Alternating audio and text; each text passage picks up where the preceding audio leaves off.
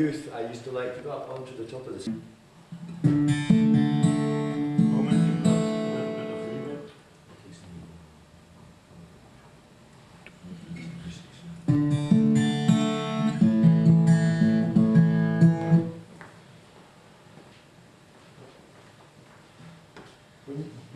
When you say the frequency of the mids, tell me what you mean by that much. I don't understand. I'm a bit unaware, I'm a bit ignorant. How would you say that? See, I quite like the tone, because I've dropped the mids right now. What does the frequency do? I will, yeah, I'll do that. Choose the frequency you wanted to eliminate, to drop, or to... It's this one here.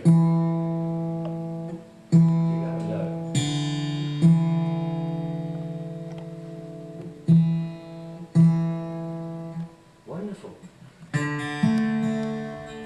Thank you. I'm surprised myself. That sounds lovely, I think.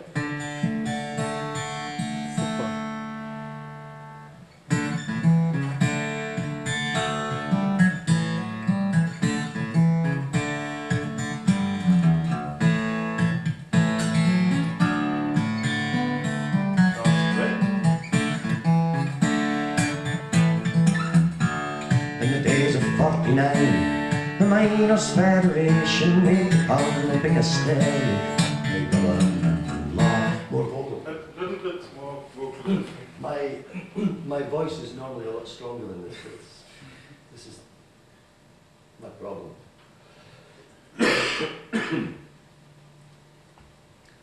When I have a few drinks too, that often helps. In the days of '49, the Miners' Federation, they took on the biggest stallion, backed by government and law. They sent the troops, forced by starvation, to respect the right of capital, to rule by tooth and law. A wee bit more bass on my voice. In the year, in the year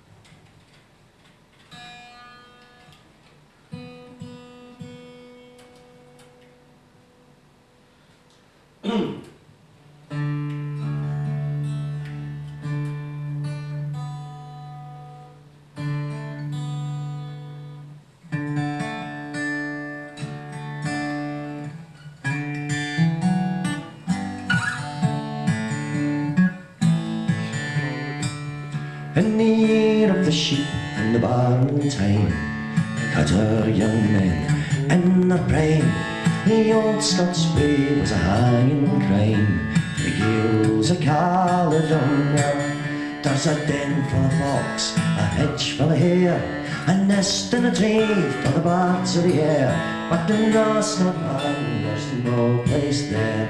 The gills of Caledonia, and there's no use getting frantic. It's time to hump your load across the wild Atlantic on the Destitution Road.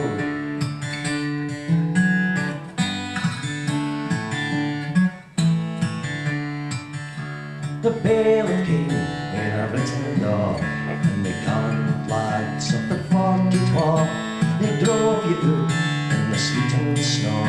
The gales of Caledonia, when your house was burned and your crops as well, you stood and wept in the blackened shell, and the winter moon was a living hell. The gales of Caledonia, and there's no use getting frantic. It's time to hump your load across the wild Atlantic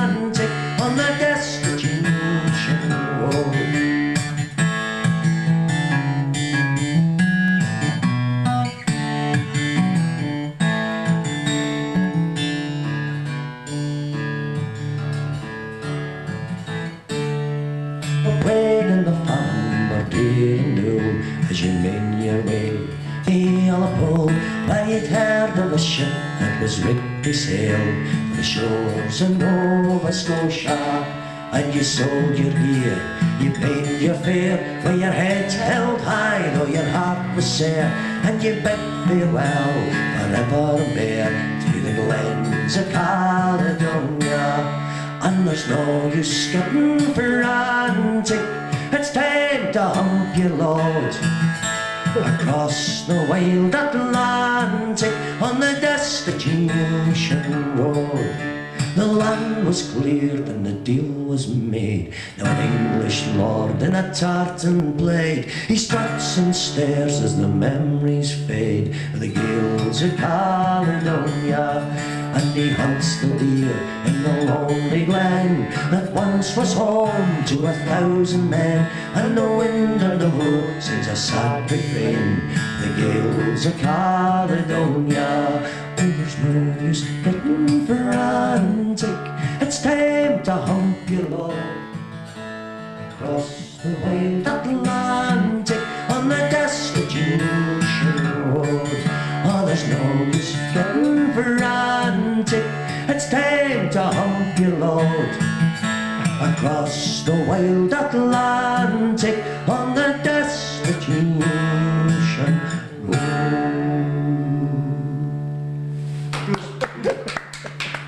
It sounds nice, but it feels like there's not quite enough vocal. Is that just how I'm hearing it?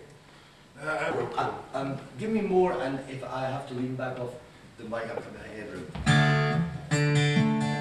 The guitar sounds lovely.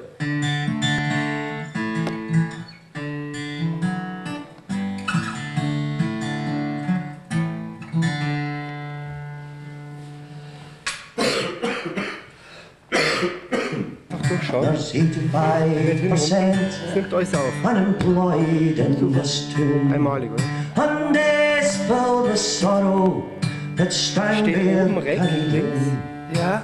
Five-arm will buy me Also links a der Weg, genau. Und We jetzt auch. were Harold's best men and the play wheels ran. Ah, das ist ein guter Platz. Das ist ja mit Abstand der beste Platz. Das ist wirklich ein guter Platz, ja. Das war schon das die Dusche. Super. Hey. Boston, Cutter's Lane, that brings nobody good. Ich will mich schnell reservieren. Allegoric, and it stains the walls with blood. There's needles in the gutter across the neighborhood. We're told the rains are turning out, they better than they should. Where did we go? No. They were held. That was strange, did you hear that? Yes. You were very quiet. We were Harold's best men when the bully wheels ran. Johnny Miner is Johnny the man. And the dogs of war were barking for mess when he's got to run. They took her. It seems to be getting louder and quieter. Have you been touching it up and down? I do some tries, but there are two things I don't know why. As your voice was completely gone, I don't know why, and now we have another. 1, 2. I think that there's a bit more vocal there now than I need. Where is it? This one? Yes. I think. Oops. No, I'll just say it for you. Thanks, that's great. It sounds lovely. We were Harold's best men when the bully wheels ran. Johnny Miner is Johnny the man, and Mother Nature's coming fair. There's too many mouths to feed. That's what the king of the stockhouse has when he's from the ones in need. There's always cash for palaces. There's always cash for. Is that one that's cutting out? Yes. Oh. But I can't tell you why at the moment. At this particular moment. Well, you know, before showtime. I hope so. There's nothing coming here on this side, I think. Could you play a little bit on the... Alles aufnehmen. One side of the outside. Also.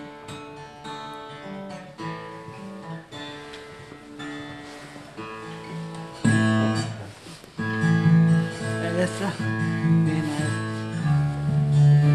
Maybe it's a drum that like a minute or half a minute. Der Ton ist ja alles sehr gut drauf. Das ist vieles.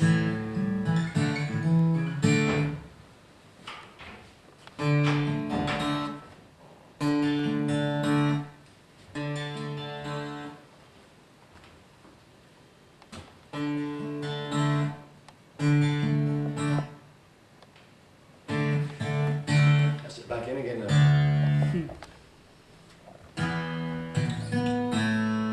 When the dogs of war were barking for their Scottish blood to run, they took our picks and shovels, they gave us 20 guns, marched us to the trenches, lined us up against the Hun. Fighting sons, Something's going to get worse. It was in for a bit, but it's going again. So I checked the cables. There's a loose connection or something.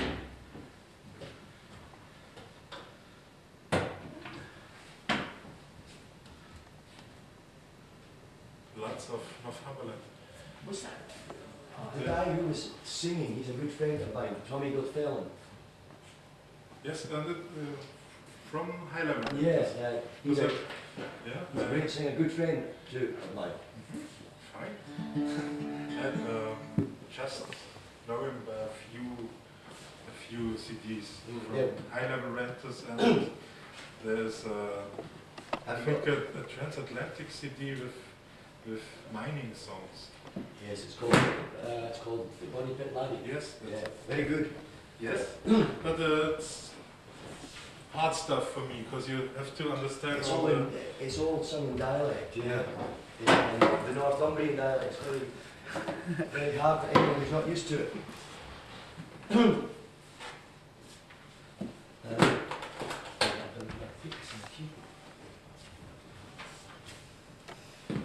What do you need? A small box. ein Ding ist klar. Zwei.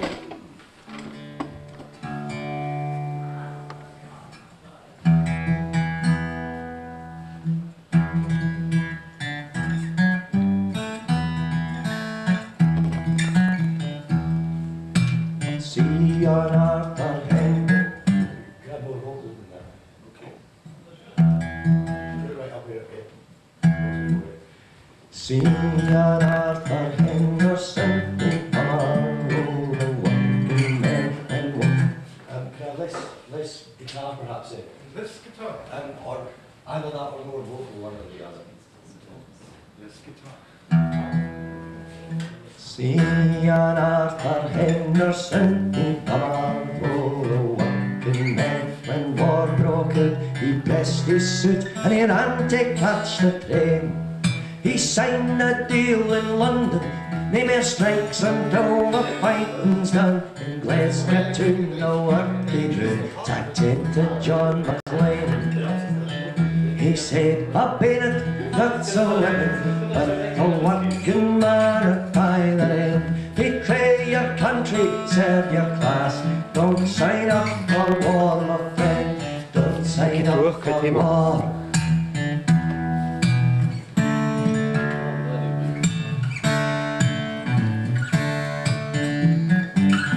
Läuft schon. Ja, ja, aber auf. Ich rühre mich schon, wenn man was nicht passt. There was a battle in the north, and nobles did. Is there some echo on this guitar? Weil wir drauf bringen müssen, gell? This. Only like Weil this. wir spielen. Of course.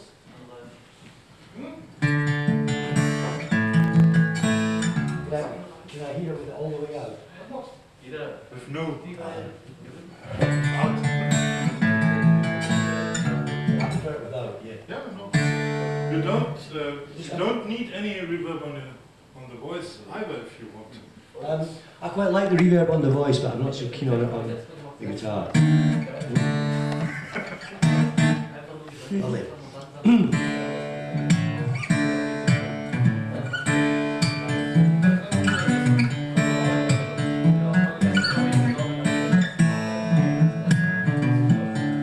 There was a battle in the north, and nobles they were mony. They killed Sir Charlie Hay and picked away to Geordie, but he has written a lang letter and sent it to his lady, saying ye mun come up to Britain to see what words of Geordie. When first he looked the letter on, she was baith red and rosy. She hadna read a line or twa till she wallowed like a lily, gargetting me every steed. Mumming ye all gae wi me, and I will neither eat nor drink till in Britain shall see me.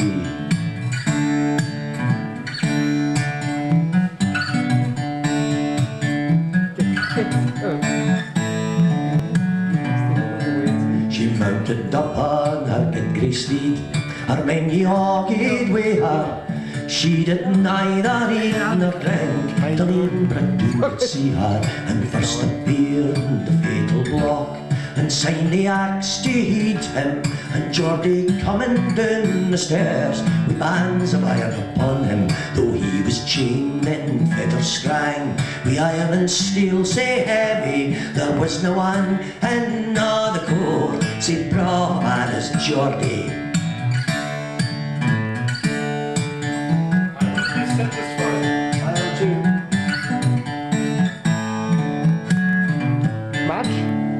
When is the Guinness ready, then I'm satisfied too.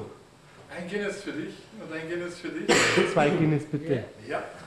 Ich bring's euch dann. Ich danke dir. If I wanted to give myself a bit more vocal, what can I do?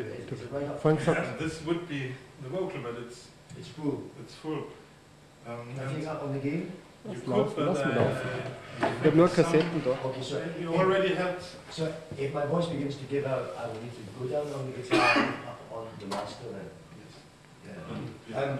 It's okay for now, but many people in the night smoke. My voice will give out. You also have Master gain. on the amplifier. Nur Kassetten da. And I will be at the beginning of the gig. I will be in, Yeah. standing here and listen for the volume and make some. Oh, thank you. Wait, I think that I was. Excellent. Okay, well, I'm a happy chappie. If you like. I am too. Good.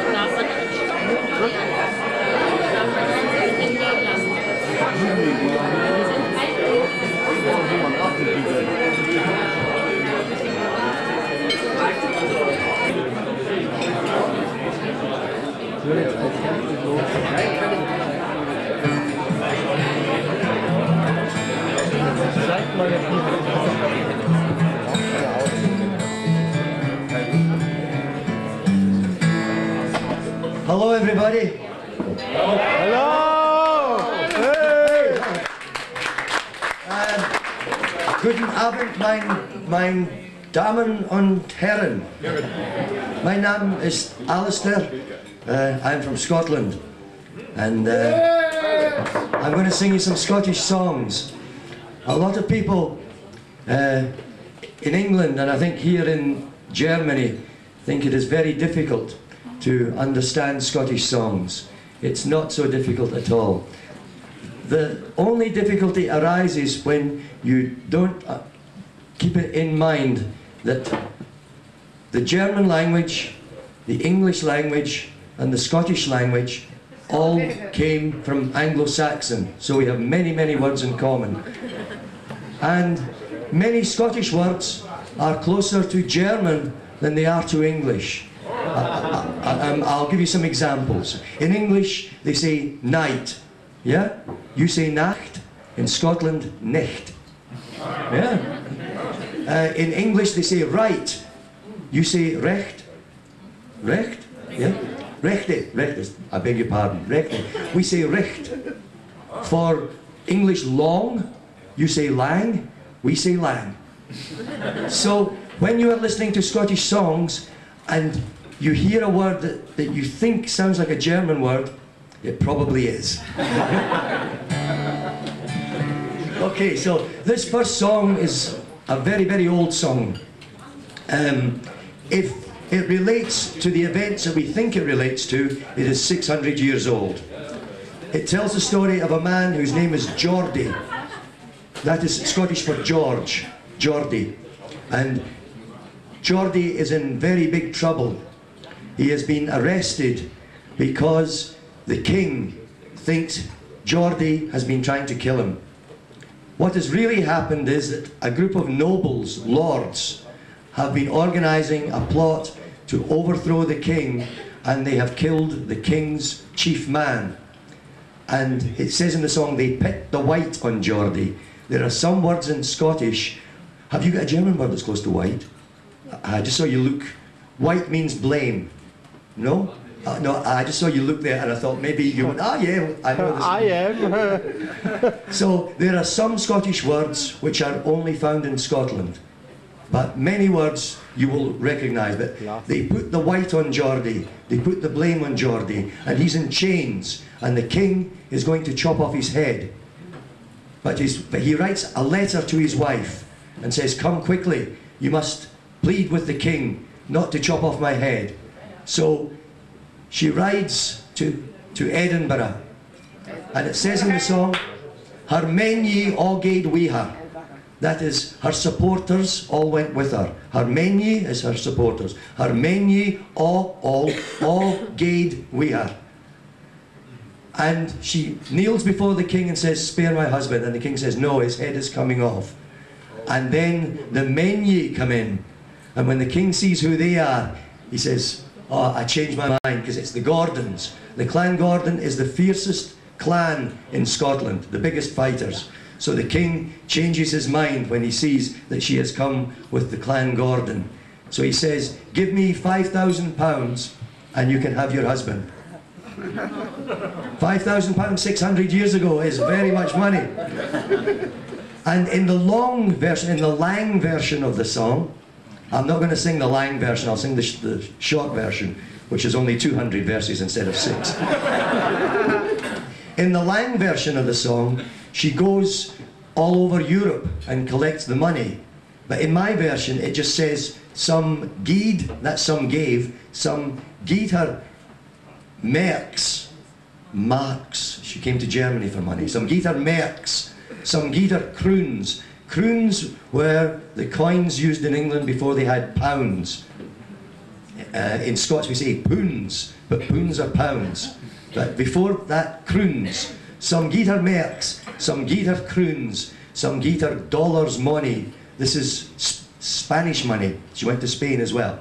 And she telt down, she put down 5,000 pounds, and she's gotten again her dearie. So it has a happy ending.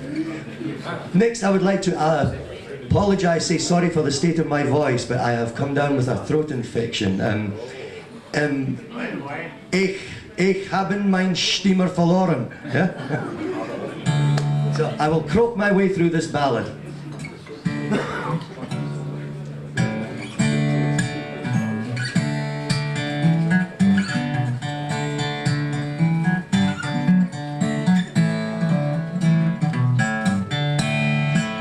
was a battle in the north, and nobles they were many.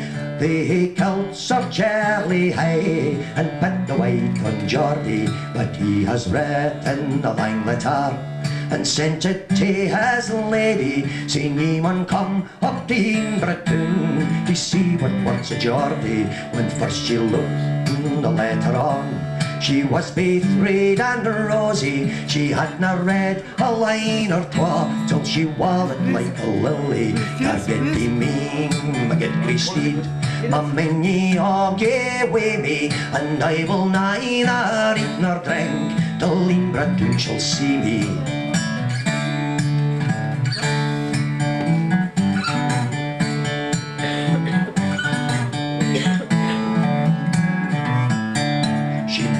Upon her gay steed, her men ye all gaed wi her. She did neither eat nor drink till Inbratoon did see her, and first appeared the fatal block, and signed the axe to heed him, and Geordie coming down the stairs with bands of iron upon him, though he was chained in fetter strang with iron and steel sae heavy. There was no one in a' the court sae braw a man as Geordie.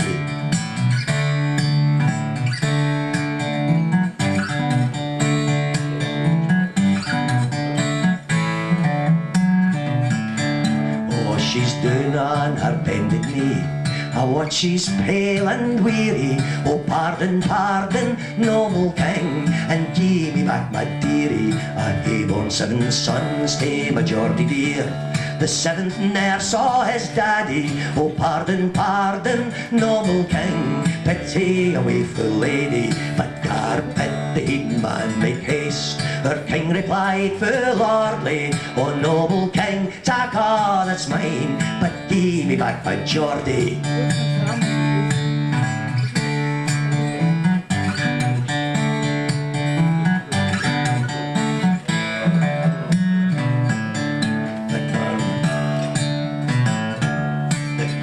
Came and the Gordons ran, and they were stark and steady, and neither word among them all was Gordon's keep ye ready. But an aged lord at the king's right hand said, noble king, but hear me, got her till down £5,000, and gie her back her dearie. Some gied her merks and some gied her crowns, some gied her dollars money, and she fell down £5,000, and she's got again her dearie.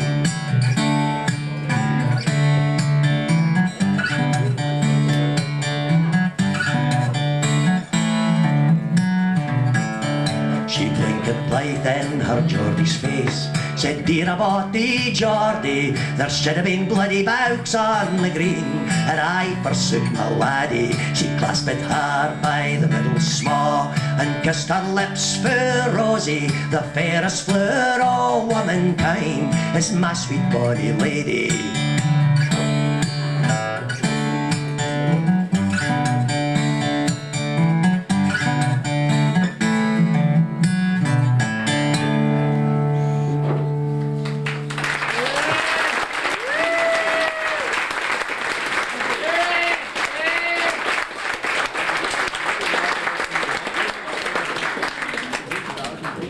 Thank you very much. This is a song that comes from Glasgow. Glasgow's my city, and Glasgow is a big industrial city, but it wasn't always a big industrial city. It used to be a wee village. Before the industrial time, we had a lovely clean river that flowed through the village of Glasgow. It was full of fish, called the River Clyde. It still flows through Glasgow, but it's not full of fish anymore. It's only got oil in it now. This is a song from the days when Glasgow was a wee village, and it tells the story of a woman who is in a very lucky situation. She's got 2 boyfriends and they're both madly in love with her. and she can't make up her mind which one she likes the best, so she's seeing both of them. But then one of them upsets the other because he proposes marriage and she accepts. Now, the man that she marries is a fisherman. The one that she doesn't marry, that she jilts, as we say in English, the one that she dumps, is a tinker or a gypsy. You have a German word, gypsy?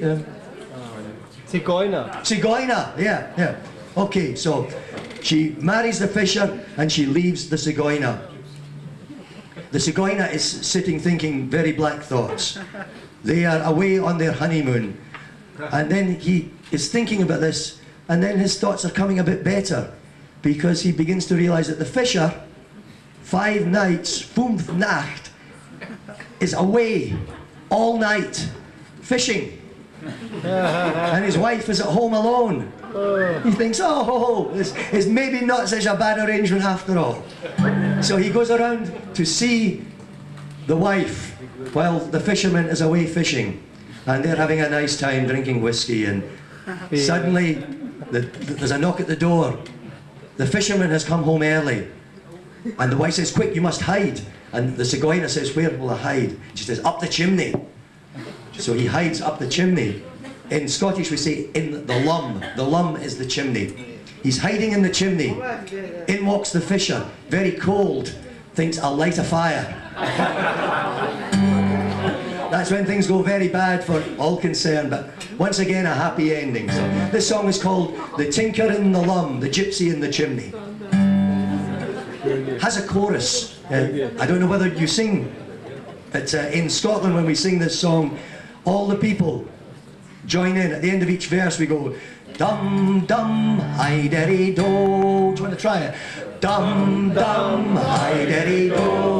Lovely, in her harmony. Once again.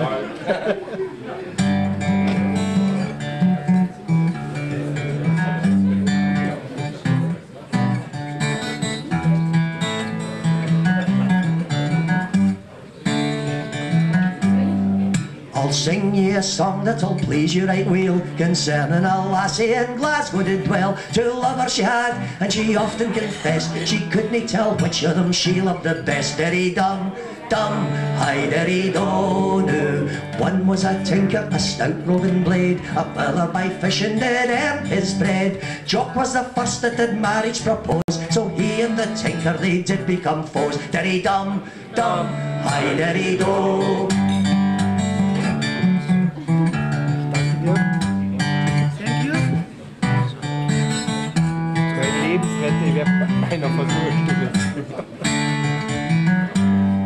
New Jock and his belle up to London did go, and there they got married, I'll have you to know. The tinker he watched by night and by day, he paid her a visit when Jock was away. Derry-dum, dum, hi-derry-do. And when he to the fisherman's house did repair, she made him quite welcome as soon as he got there. She said, Jock is away, gae fetch us a dram, we'll make ourselves happy this nicht if we can. Derry-dum, dum, hi-derry-do.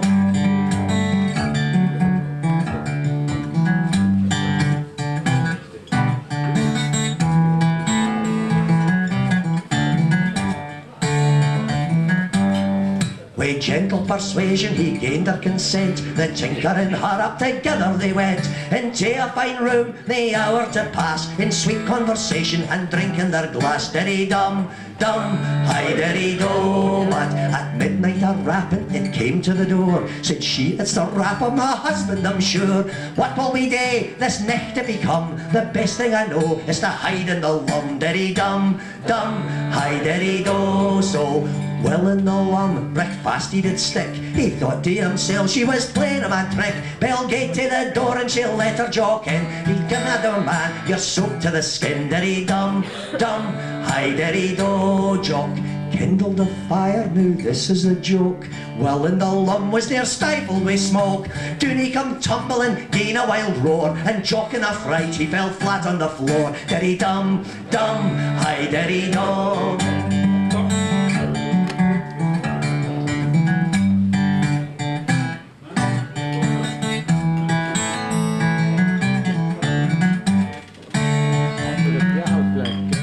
took to his heels and away did run, sick with the smoke and he got in the lum. When Jock come to, round the house he did reel, saying, oh my dear wife, I've just met the devil, oh dum, dum, hi-diddy-do now. Jock and his wife in love do agree, will never came back as old sweetheart they say. Jock never grumbles when Amy does come, for fear of the devil that came down the lum. Diddy-dum, dum, hi-diddy-do.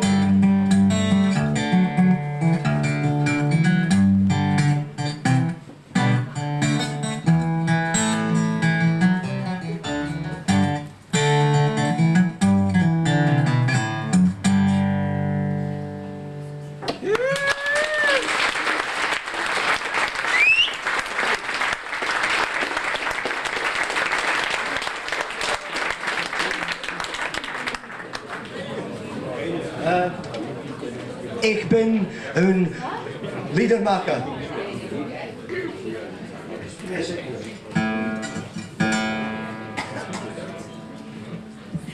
One, two, three, oh yeah, still going. Earlier on today, the sound system was only working from one side. Is actually coming out both sides? Coming out this side? This side? Yeah!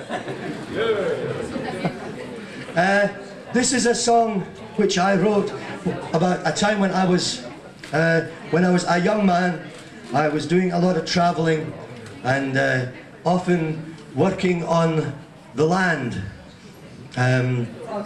This is a song about being a potato picker. Yeah, understand potato picker? Okay. I've just come from the east. I've just come from East Germany, and often I was speaking to a whole audience this size, and not one person spoke English. So very difficult. So I must get out of the habit of speaking as if you don't speak English. Of course you do. This is a song about a potato picker. In the Scottish language, a potato picker is a tattyhauker. Potato picking is tattyhauken.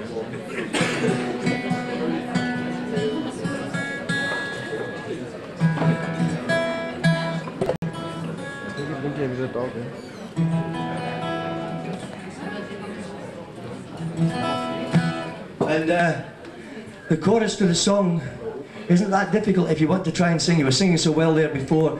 You're huddled in a sack. That's a sack that you put in an old sheet of sackcloth. You're huddled in a sack, feeling sad, wet and sorry. You pull on the flask, you drink the whiskey, and you drag on the dory, cigarette, as you rattle down the road on the back of a lorry, a truck, away to the tattyhauken.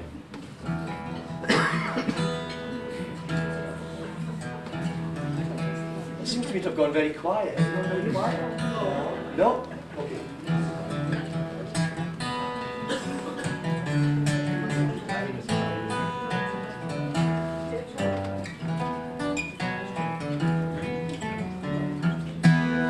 You wait on the road with your chip from the brew, tossing your luck with the rest of the crew.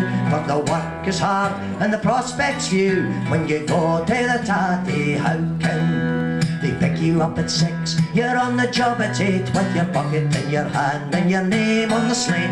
Going like the clappers for the tractor, does they wait when you go to the tattyhauken. And you're huddled in a sack, feeling sad, wet and sorry. Pull on the flask and drag on the dory as you rattle down the road on the back of a lorry, away to the tattyhauken.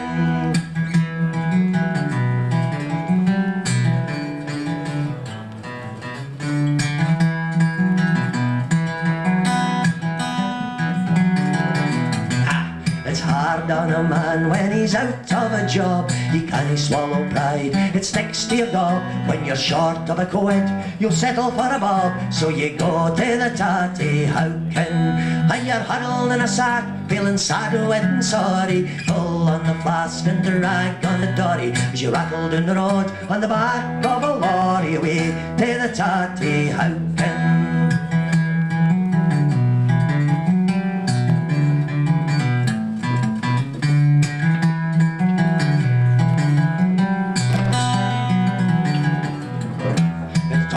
you work with the flywheel and cog. Jobs where you spend all day on the bog, but you're down on your hunkers like a blasted dog.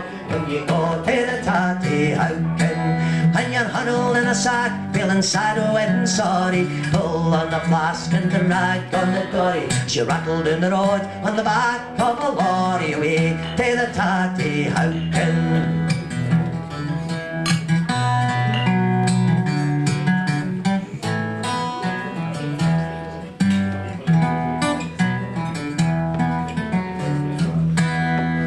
Finished for the day, you're almost dead with your back hunched up and your feet like lead, but you swagger past the lassies in the sorting shed when you go from the tatty houken, and you're huddled in a sack, feeling sad, wet and sorry, pull on the flask and the rag on the dory, as you rattle down the road on the back of a lorry, away from the tatty houken.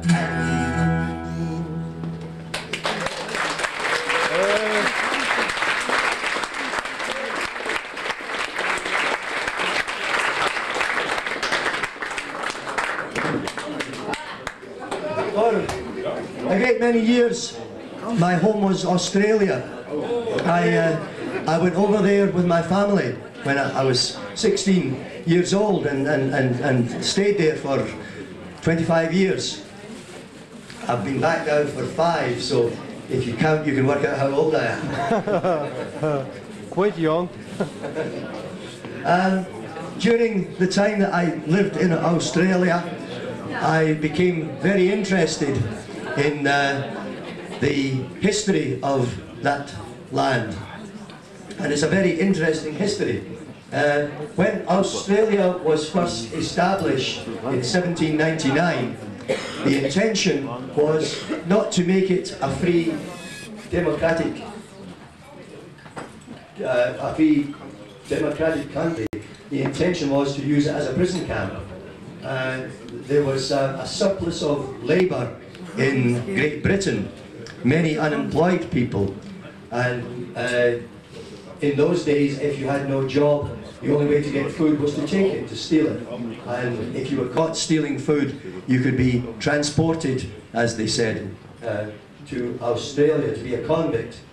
And the treatment of the convicts is described in a book by a man called Robert Hughes. Has written a wonderful book called The Fatal Shore, and it's a history of Australia, and he has several chapters where he talks about the treatment that was given to the convicts, especially early on, because there was a very small state apparatus and many convicts. So the way to maintain order was to lash them if they were to do anything wrong. And men and women and children were tied up and whipped every day. This was a daily occurrence.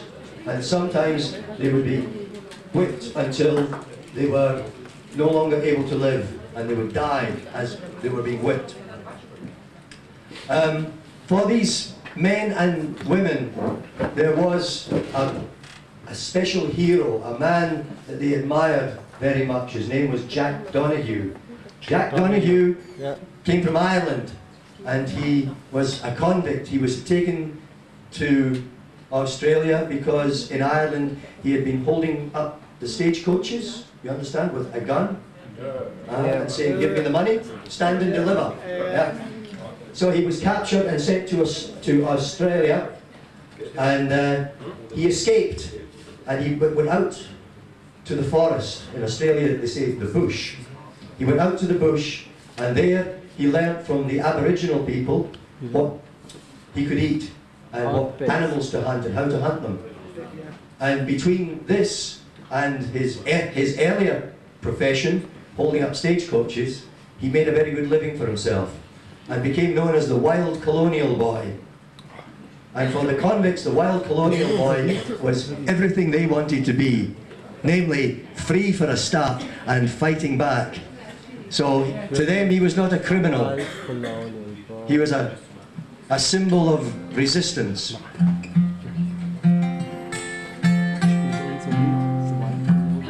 This is a song called Sons of Liberty.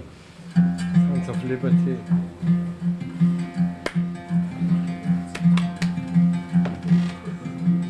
Come gather round my lovely lads, listen to my song. I'll sing about the days when the colony's young.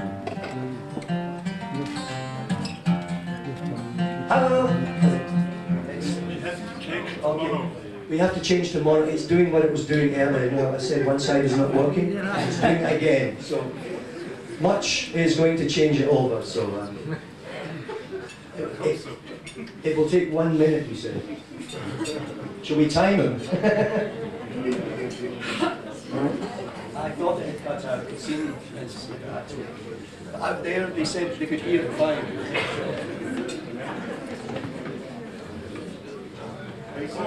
Let's try it. Okay.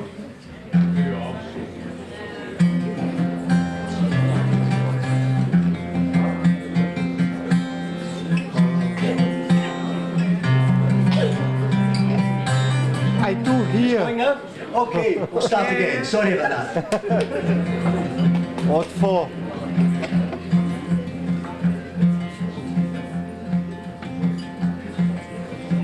Come gather round, my love, listen to my song. I'll sing about the days when the colony's young. Good.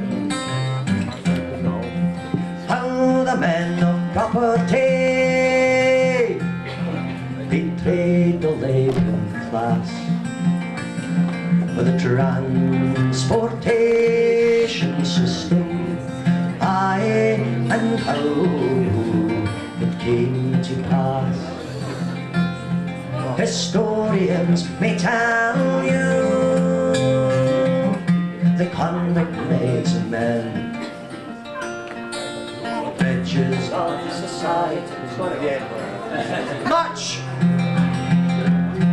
Historians may tell you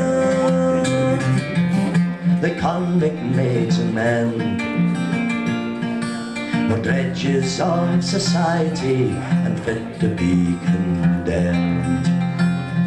But let the truth be spoken, they were victims of the light. Come back in again. Forced by cruel laws to steal what should have been their right. Improvement was the catch, what it was ringing through the land. Industry was scaling up to meet the great demand. New methods of production and new ways to cut the cost. If you could run the race, then on the slag heap you were tossed. With capital and clergy, the landlords did conspire to dispossess the poor and raise the nation's profits higher. They drove them in their thousands from the glens and from the dales into wooden hulks and shipped them off to New South Wales. Come all ye sons of liberty, together raise your voice, stand up and sing the praises of the wild colonial boys who would not bend to slavery or kiss the hand of fate when the chips were down. They stood their ground and they didn't retaliate.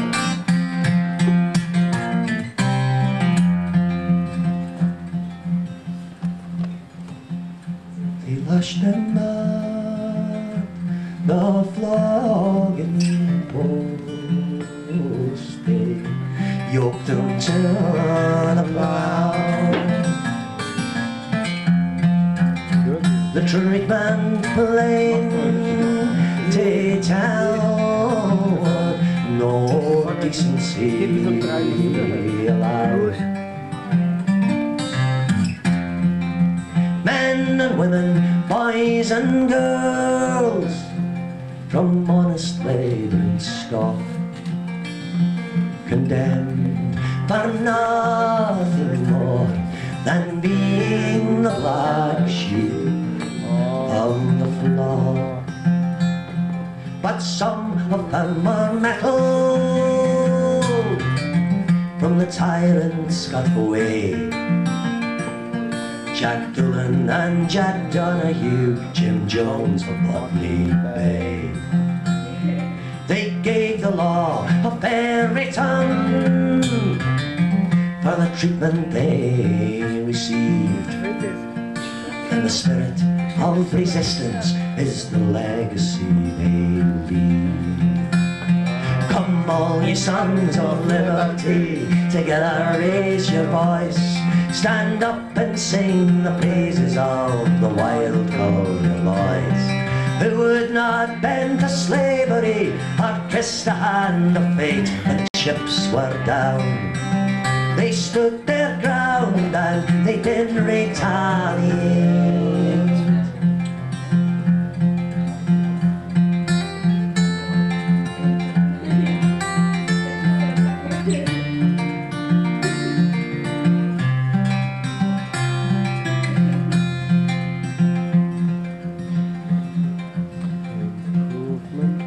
The exploits of the ranging lads were known to one man. Cheer and shout at shanty, they would wander their dogs. Many were the convict lads who died beneath the whip, with a cry, remember not, you still sounding on their lips. And though their days are over, they'll never be forgot. They fought until they fell before they faced the headless loss. And now whenever folk meet, they sing the old bush songs. Be proud to speak the name of Doolan, Donahue. Come all you sons of liberty, together raise your voice. Stand up and sing the praises of the wild colonial boys, who would not bend to slavery or kiss the hand of fate when the chips were down. They stood their ground and they didn't retaliate.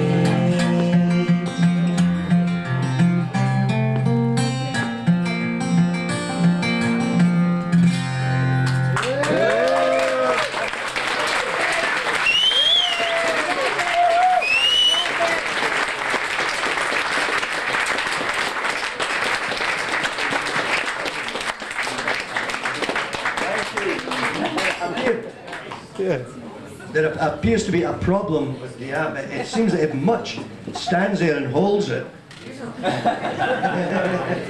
we've only got a couple more songs to go, and we'll see if we can sort it during the break, but I'll keep playing a bit longer. Perhaps I drink it, however. In Glasgow, where I live, I reside, I discovered, I'm sure that here in West Germany, you would know this, but many people in East Germany were very surprised to learn that in Glasgow, there are a great many Irish people. Yeah. Is it going again? Yes, but it's going on. Are you able to hear me at the back? We have no amplification at the moment. Can you hear? Okay. I do. Okay, we have a great many Irish people in Glasgow. They came over to Glasgow during the time of the potato famine. And when they first arrived, they were used as inexpensive labour. They were paid far less than the Scottish workers. Most of the Irish who came in were Catholic. Most of the workers of Scotland at this time had become Protestants, and they looked down on the Irish and were encouraged by the bosses, by the employers, to look down on the Irish. And the Irish were housed in a part of Glasgow, in a ghetto. It's on the east side of Glasgow. It's known as, an area called Parkhead. What have you just done there, mate? Welcome back again.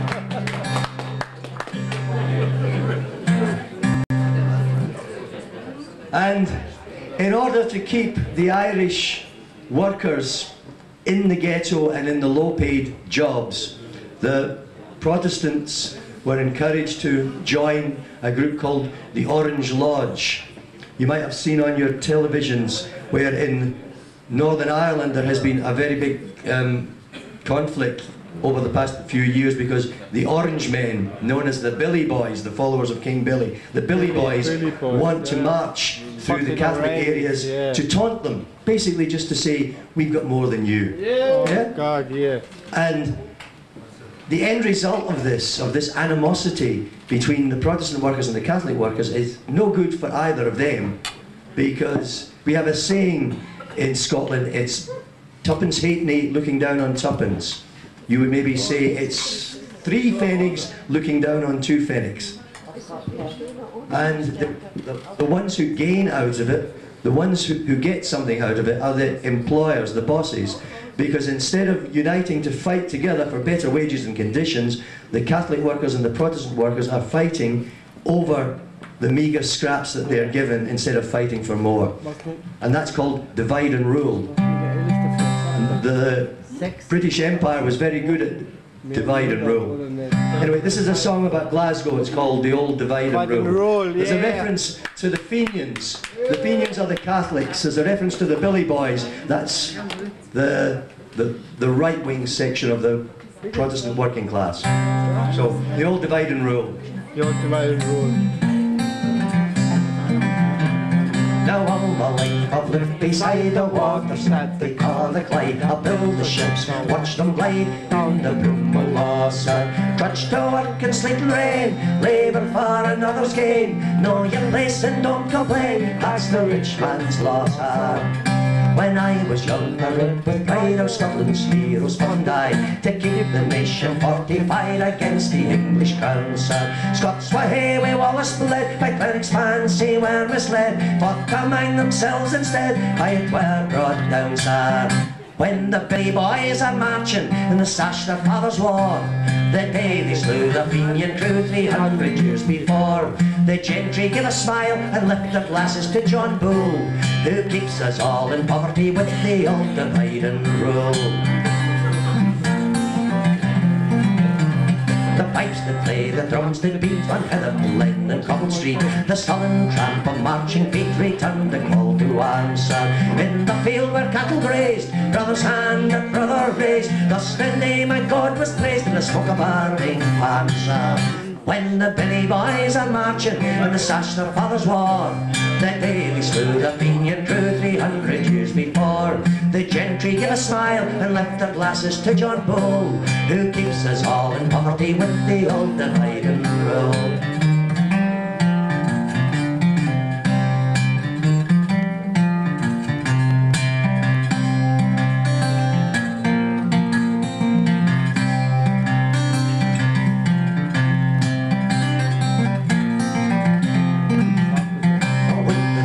See the day when tyranny is swept away, honest work for honest pay becomes the right of all, sir.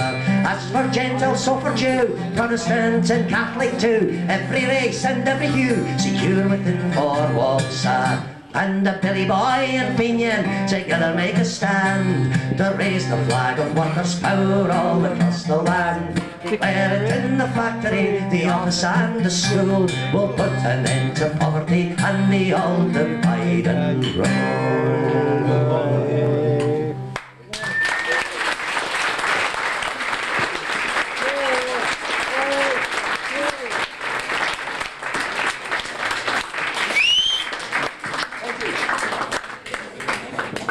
This is, going again. I think we're going to give up on the PA. I think I'm going to go down onto the floor. Yeah. Sorry.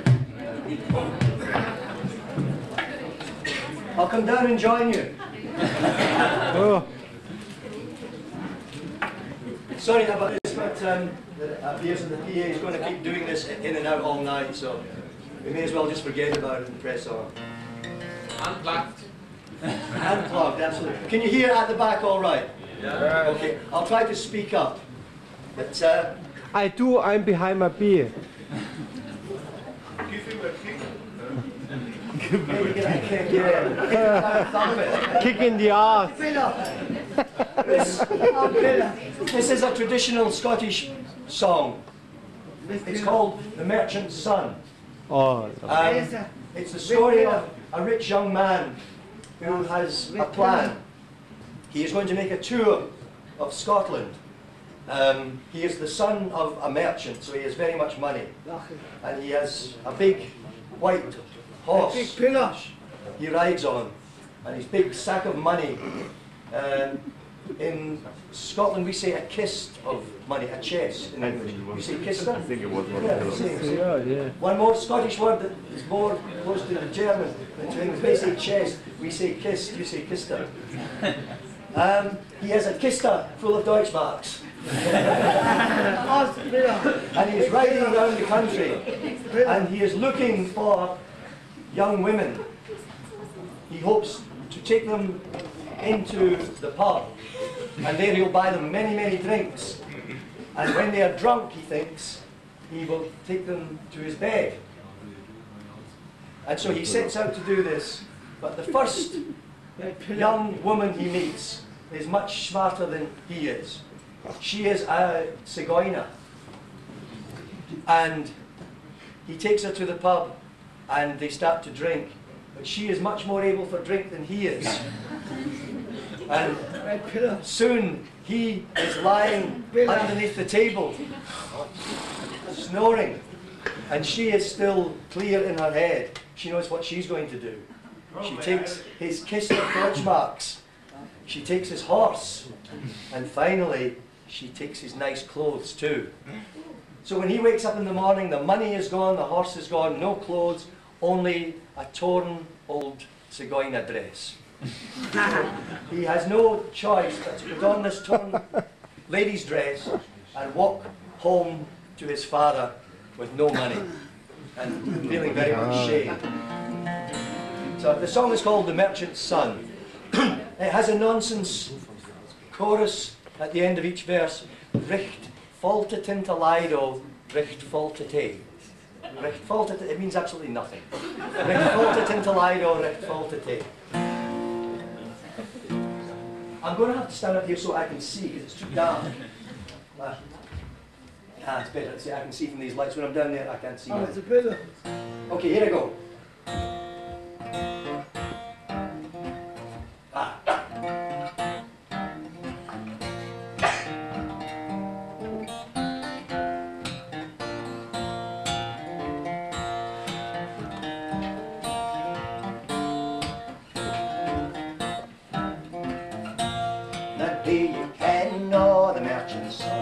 It's Sunday begging, he is gone. He's mounted high on a white steed, and away for pleasure being and ride. Rick fell to the light, oh, Rick fell today.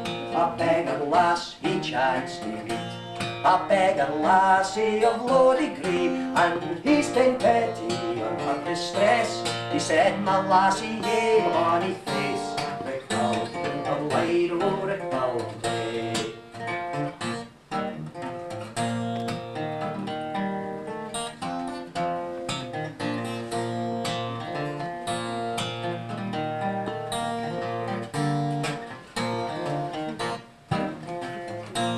They both inclined to take a drink into a public house they went, strang beer and whiskey they did pursue, till the pair of them they were rolling through the cloud and the light o'er the cloud day. They both inclined to go to bed, and under cover soon were laid, until the drink went to their feet, and the pair of them lay as they were beat. The cloud and the light o'er the cloud day.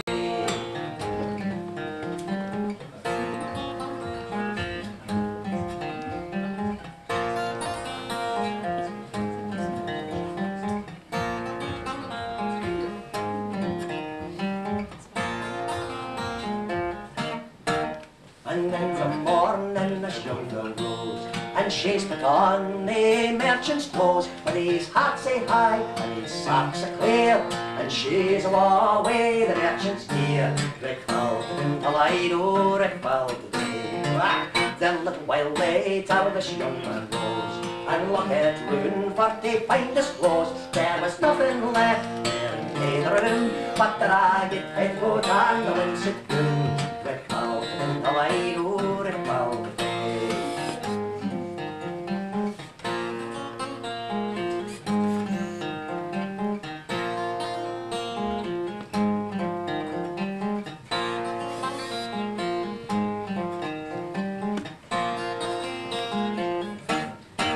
A stranger the merchant was leaving too, so he spit on the cotton gown, and down the road he soundly swore he never would lie way a beggar named there. The cloud and the light o'er the cloud day. Hey, down the road he soundly swore he never would lie way a beggar named there. The cloud and the light o'er the cloud day.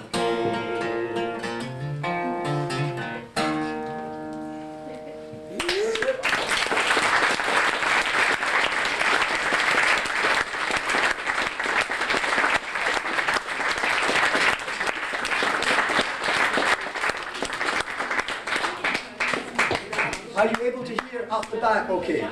You can do? Oh, good, good. Then I will stop feeling nervous about the situation and just enjoy myself. I'll finish off this set with a song I wrote as a tribute to a Scottish poet who I admire very, very much. A man from Ayrshire who lived at the end of the 18th century.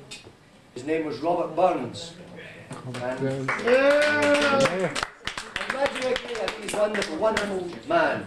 Before there was such a thing as socialism, Robert Burns was a true socialist in the real sense. Burns came from a very poor family. His father was a small farmer, but the farm that he owned was very, very poor soil, and they had to work long, long hours just to make enough that they could pay the rent, because he didn't own his farm, he rented his farm, to pay the rent for the farm and to buy enough that they could eat in order to get up the next day to work to earn the rent to pay for the farm. This was the way that Robert Burns grew up, and he spent his youth doing this. But when he came home at night, this is after working 12 hours a day in the fields, he used to sit up long hours into the night with a candle, reading books, whatever books he could get, and in this way he educated his mind and he began to write his poetry. At first he was writing in English, and then he felt he would rather write in his own native Scots. And at this time this was a very unusual thing, and when he went to the publishers they said, you've got to write in English. No one wants to read this. This is the language of the ignorant people, the Scots. We want you to write in English. And he said, no, I will write in my own language. And at first he could not get published. But eventually because so many people were writing to the publishers and saying, we want the poems of Robert Burns, because he would go to the pub and recite his poems, and the people loved it, and they wanted books of it. And eventually the publishers tried, and it was a huge success. And Burns went from being a very, very poor man to being a very, not a very wealthy man, but he was making a good living as a poet. But unfortunately, he had two flaws in his character. He liked too much whiskey, and he couldn't only have one wife. He needed at least 3 or 4. And this took away most of his money and also his health too. Although the common people, the ordinary poor people, loved Robert Burns, the church, as the English say, you say kirke, we say kirk. Yeah. Kirche? Oh, right. We say the kirk. Okay, very close. So, the kirk was very much against Robert Burns. And in those days, if you were caught engaging in what they called in the 18th century, huchmagandi, if it was in modern times, we would say sex and drugs and rock and roll. But then they called it huchmagandi, the wildlife. If you were caught by the kirk having the wildlife, you would be made to stand in a stool, on a chair, in the church, in the kirke. And this was called the stool of repentance. Repentance means to say you're sorry. So, the sorry chair. You stand on the sorry chair. Much happiness. Minister put a big sign around your neck saying, fornicator. Huh? Oh. And he would say, you stand on this chair 1 Sunday, maybe 2 Sundays, maybe 7 Sundays, depending on how good the huchmagandi had been. And Robert Burns spent many Sundays on the stool of repentance. He enjoyed better huchmagandi than anybody else in Ayrshire. So this I don't is a want song. to change. The ordinary people, they used to call this stool the cutty stool. So there's one line in this song: "Who gives a shite for the cutty stool? It's high for Hochmagandi." The chorus goes: "I swore by the light of the morning sun, my drinking days were over. That very night I was back in town, following the ways of a rover." A wild rover? A rover? Yeah. Who's the rover? So here we go, the ways of a rover.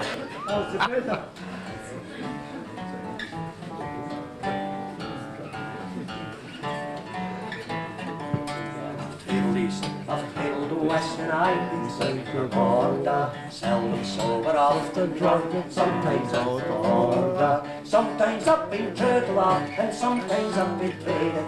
But when it's time to talk away, then I've got up and paid it. I swore by the light of the morning sun, my drinking days were over. That very night I was back in town, following the ways of a rover. How many times I swore? Oh, God. When we toast for old lang syne, things absent or departed, I'll drink tea my ain to love, though she was fickle-hearted, and lay me down with another girl, the heat full of wine and brandy. Who gives a shite for the cutty stool? It's high for Hochmagandi. I swore by the light of the morning sun, my drinking days were over. That very night I was back in town, following the ways of a rover.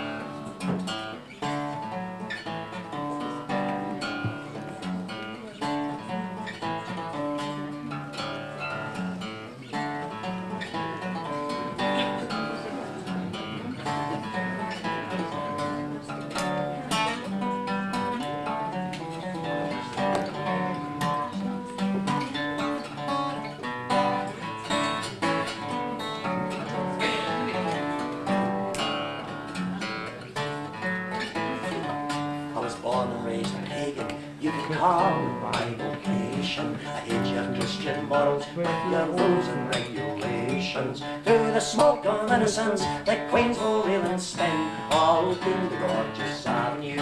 for the path of sin. When I swore by the light of the morning sun, the drinking days were over. That very night I was back in town, following the ways of Rover. I swore by the light of the morning sun, the drinking days were over. That very night I was back in town. All together, I was following the ways of Rover.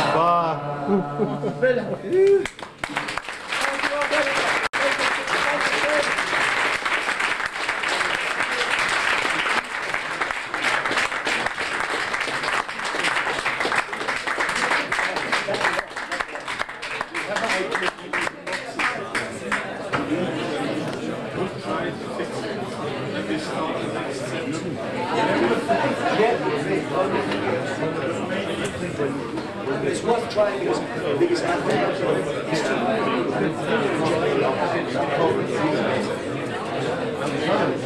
Irgendwie wird ein langer, lustiger Abend halt, haben wir nicht.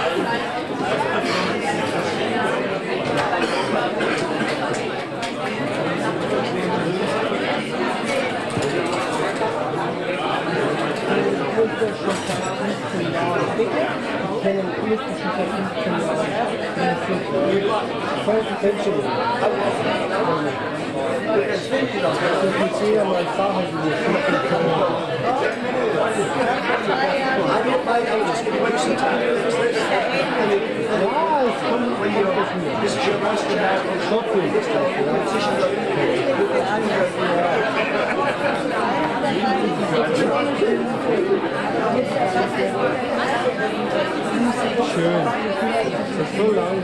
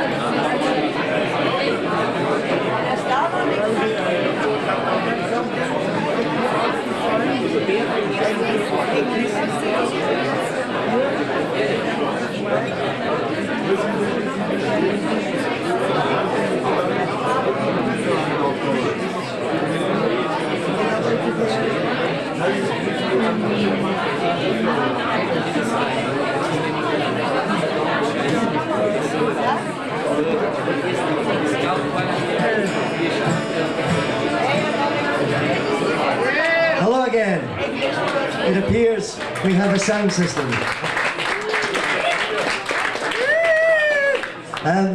Just before I start this set, I'd just like to say how thrilled I am to be here on this very special night. I don't know how many of you are aware, But here at this wonderful venue, they have been presenting Irish and Scottish, English and German folk music for 3 years. Exactly on this night, 3 years ago, was the very first performance.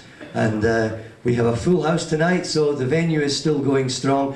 Could we give a big round of applause to Martin for 3 years of wonderful music? Max, go on!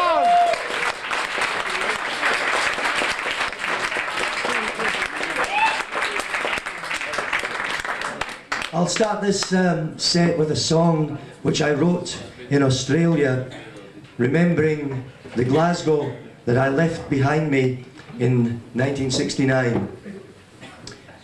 Glasgow at that time was a city that was torn apart by sectarian violence. The working class was in conflict with itself because industry, the life blood of the city of Glasgow, was beginning to fail, and many people were losing their jobs, and instead of getting angry at the system, they were getting angry with each other. And so when I left the city of Glasgow, the Catholics and the Protestants were at war, not with the capitalist system but with themselves, with each other.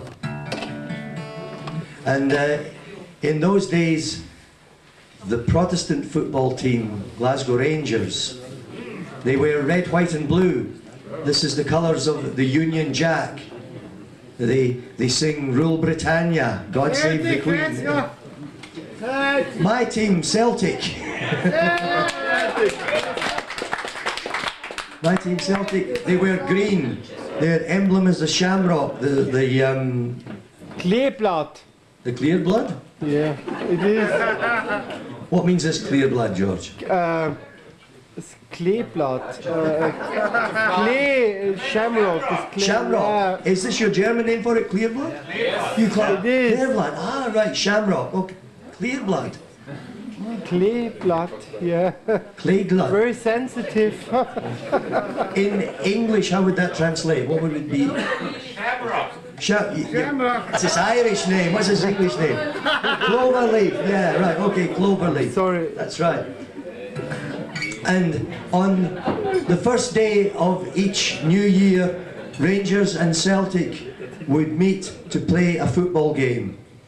And usually there would be in the audience a bloodbath. Everybody had been up all night because it was hogmanay, drinking whiskey, and then on New Year's Eve they would all get together and beat the crap out of one another. And I wrote this song remembering that and wondering how it can be that when Scotland goes to other countries to play football, we sing Flower of Scotland and we're all united, and then we go back home to Glasgow and beat the crap out of each other. This song's called Among Proddy Dogs and Papes. The Catholics have a name for the Protestants, they call them proddy dogs, and it's not a term of affection. And for their part, the Protestants call the Catholics papes, because in our regional dialect, we say for the Pope, we say the Pape. So the papes are the people who follow the Pope. So this song is called Among Proddy Dogs and Papes. Chorus goes, at night the head of Wallace bled on solemn floral drapes. You know who William Wallace is? Braveheart, yeah. At night the head of Wallace bled on solemn floral drapes, and the flower of Scotland bloomed again among proddy dogs and papes.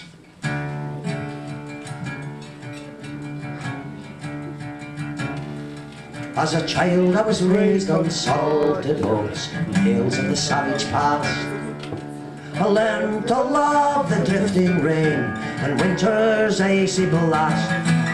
And all day long on the Holy Isle, far out in Lamlash Bay, I walked the hills in creaking shoes where the bones of the old ones lay.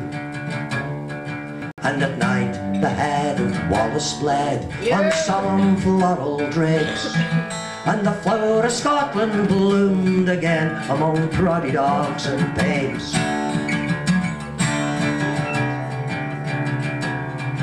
I was taught in school how Britannia's rule was forced on the Scots of old, bought and sold by a parcel of rogues for a handful of English gold, till their fate was sealed in Culloden field when the blood of the clans ran down through the twisted sea of history to the streets of Glasgow town, where at night the head of Wallace bled on solemn floral drapes, and the flower of Scotland bloomed again among proddy dogs and babes.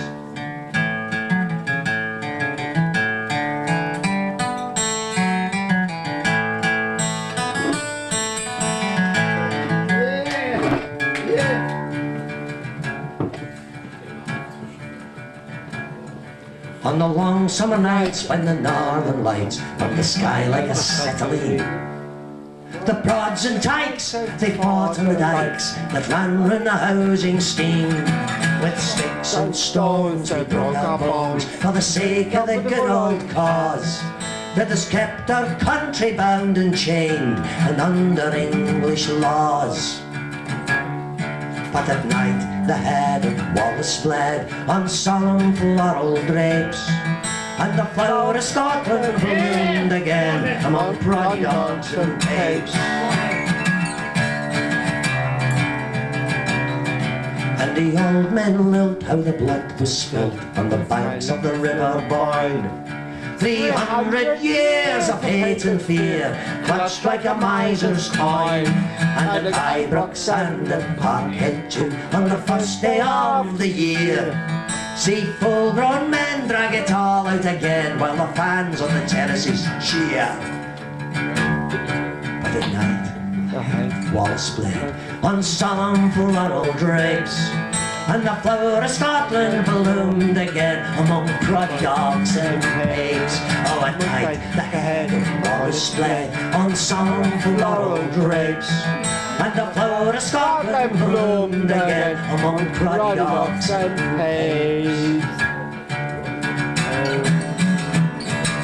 At night the head of Wallace bled on solemn floral drapes, and the flower of Scotland bloomed again among proddy dogs and babes.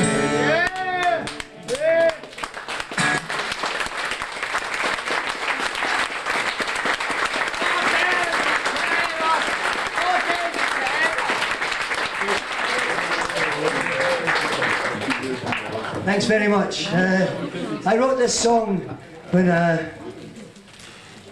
that's what we'll say, yeah. I wrote this song when I was on tour in England.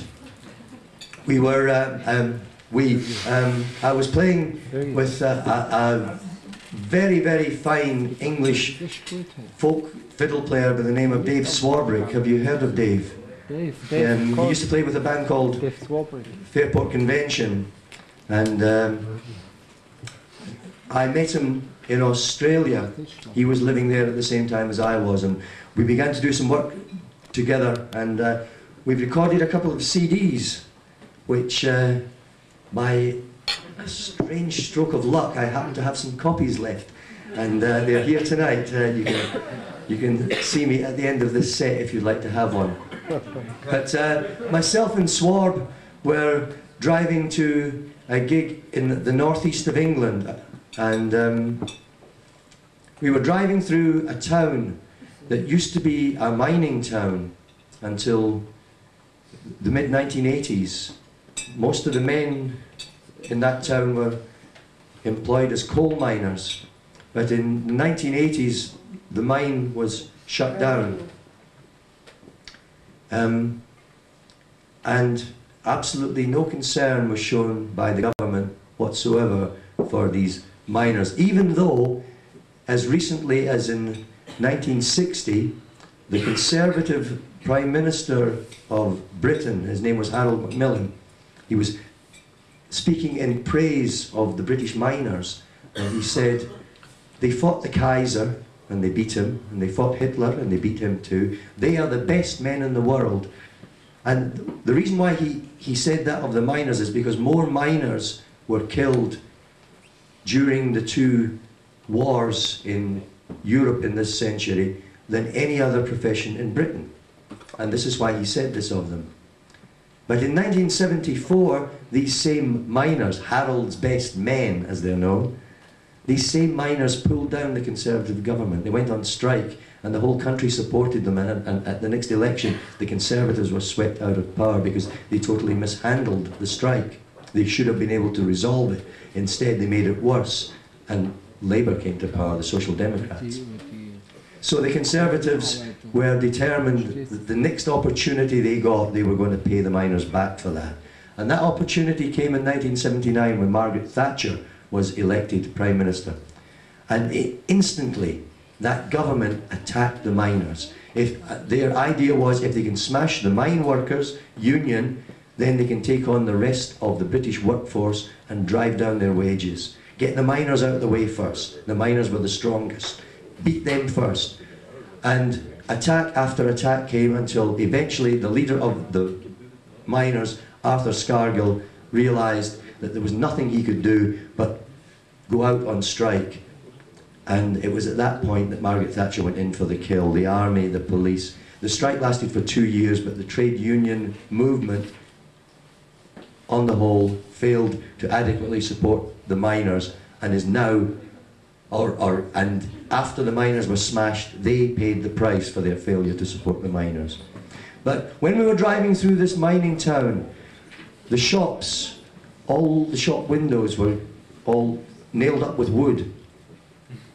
And when we came to the bank, it was closed and there was an iron gate there. When we came to the picture theatre, nothing was showing. There were just men and women and children standing in the street. In that town, its name is Grimethorpe. The locals call it Grimy. The English word grime means very dirty. So that the town is called Grimethorpe, very dirty town. Dirty old town. And it looked like a war zone. And I thought back to those words of Harold Macmillan, they are the best men in the world, and then I looked at what was happening to them. A short time later, I read in a newspaper that the miners of Grimethorpe had applied to the government for money for assistance to help them fight against the growth of addiction to heroin in their area. Because of the unemployment, many of the young people were turning to heroin. Low-grade heroin in Grimethorpe is called brown, or broon as they say. And you can buy a small sack of broon for £5. This would buy you 2 pints of beer. So for the price of 2 pints of beer, you can buy heroin. They applied to the government to get some money to set up a centre to stop this in their community, and the money was not given. But in the same week, the house of the Prince of Wales, you might remember his house caught fire. This is back in 1996. And very much money was given to the Prince of Wales to rebuild his house by the same government that could not find money for Harold's best men. Fuck's sake, British.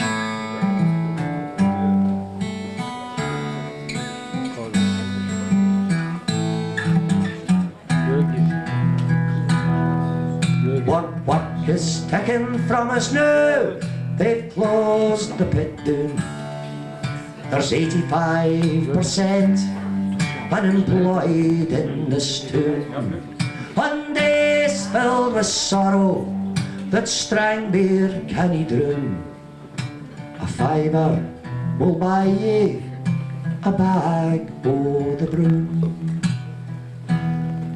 We were Harold's best men when the pulley wheels ran.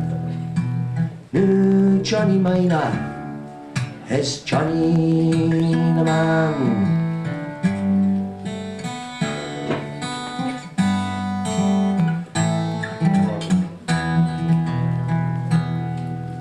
An ill wind blows down Cutter's Lane that brings naebody good. It reeks of paregoric and it stains the walls with blood. There's needles falls in the gutter across the neighbourhood. We're told the lanes are turning out nae better than they should. We were Harold's best men when the pulley wheels ran.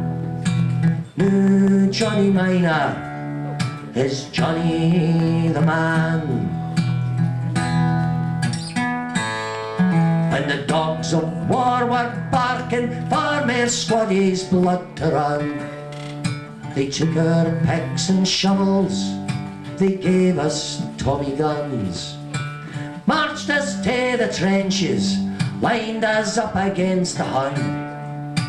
The frightened sons of mothers slaughtered other mothers' sons.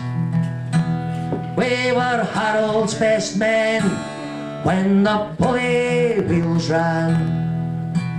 Now Johnny Miner is Johnny the man, and Mother Nature's cupboards bare.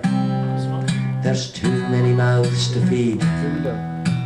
That's what the king of the stockpile says when he pisses on the ones in need. There's always cash for palaces, there's always cash for war, none for the land of home that we fought for.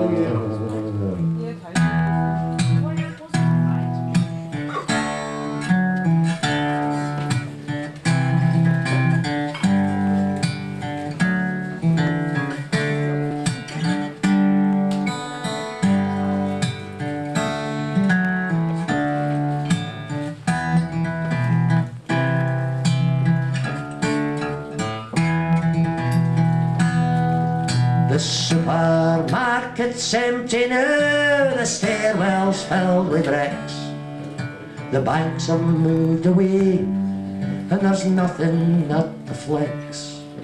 According to the papers, we're vandals in the sticks, 'cause Johnny's lost his job, now he steals to buy a fix. When the pulley wheels ran, we were Harold's best men. Now it's our turn to rust, but will not be fooled again. When the pulley wheels ran, we were Harold's best men. Now it's our turn to rust, but will not be fooled again.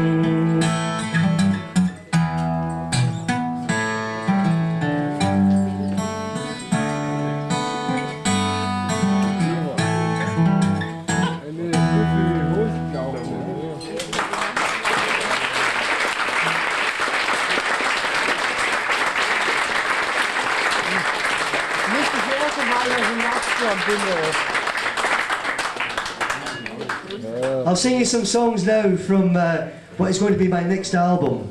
The album's going to be called Red Clydeside, Rota Clyde.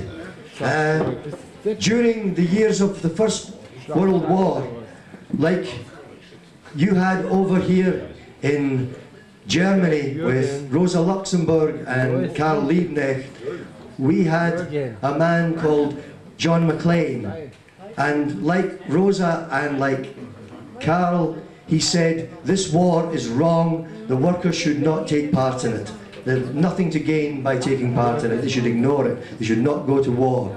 And like Karl Liebknecht, John McLean was put into prison for this. 6 times from 1914 to 1918 he was jailed.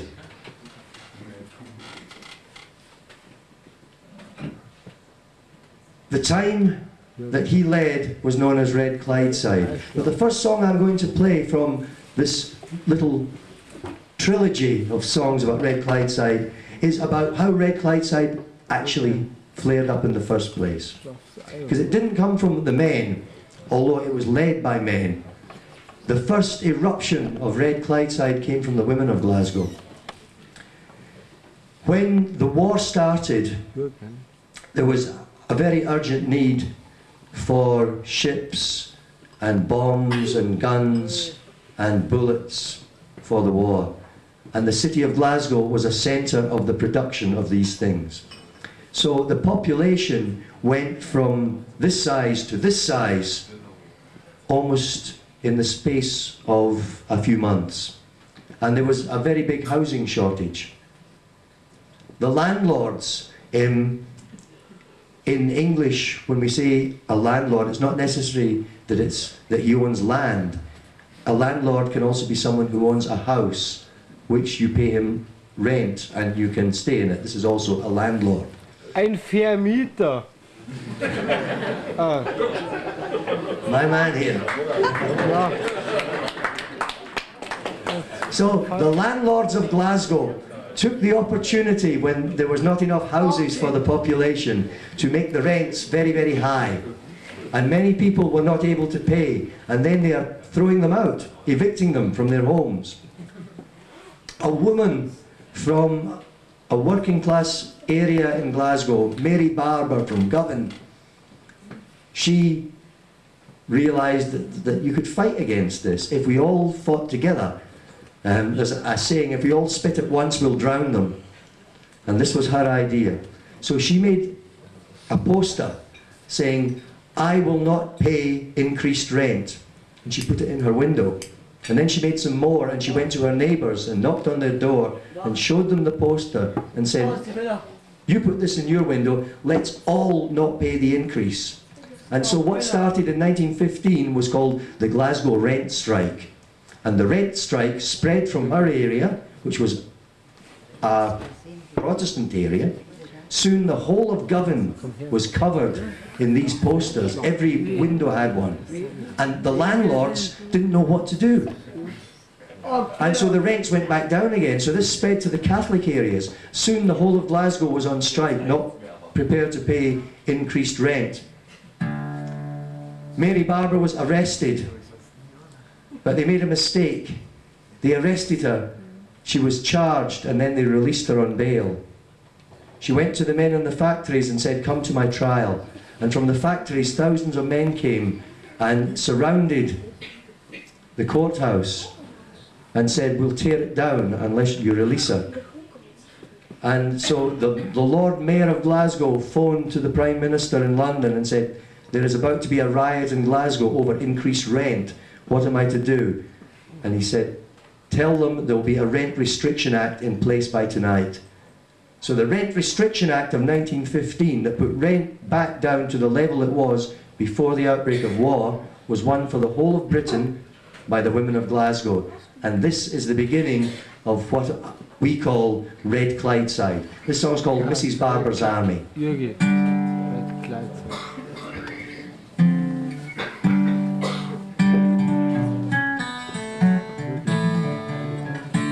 In the tenements of Glasgow in the year 1915, it was one long bloody struggle to keep ourselves alive.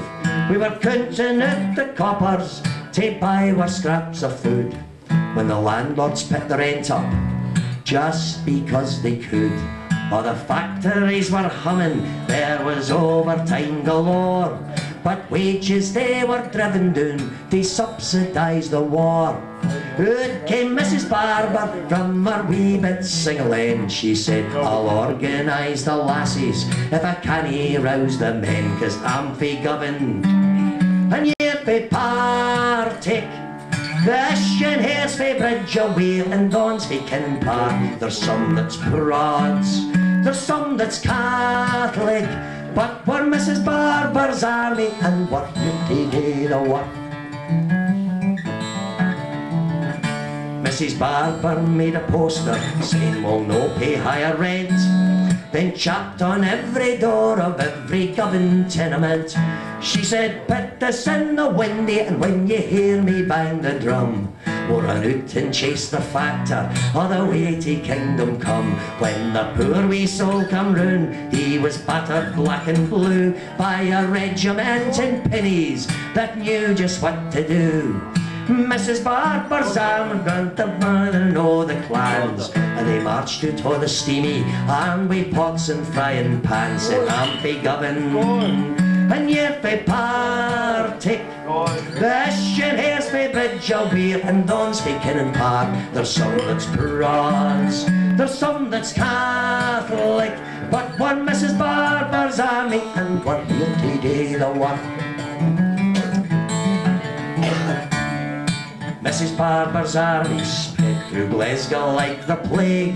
The maister's got the message, and the message wasna vague. While our men folk fight the Kaiser, we'll stay home and fight the war against the greedy bastards who keep grinding down the poor.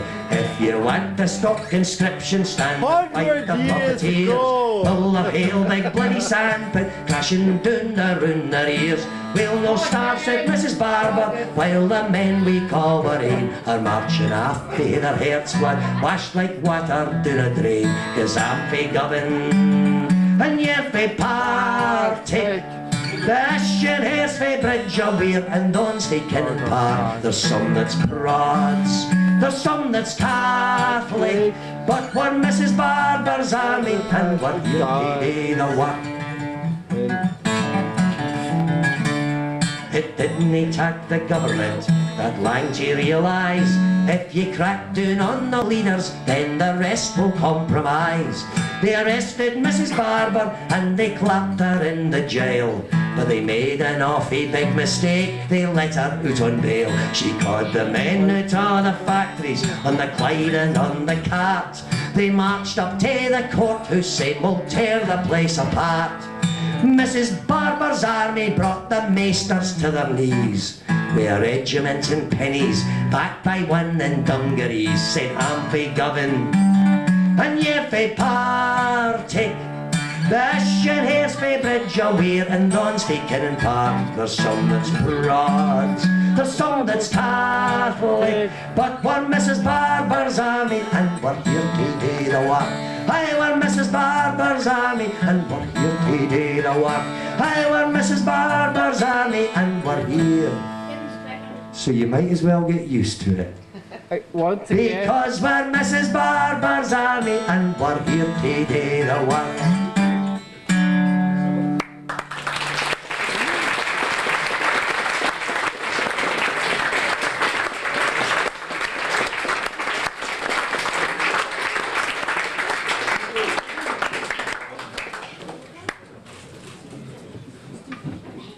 John McLean took the slogan of Mary Barber, don't pay increased rent, and joined it with a second slogan, and don't sign up for war.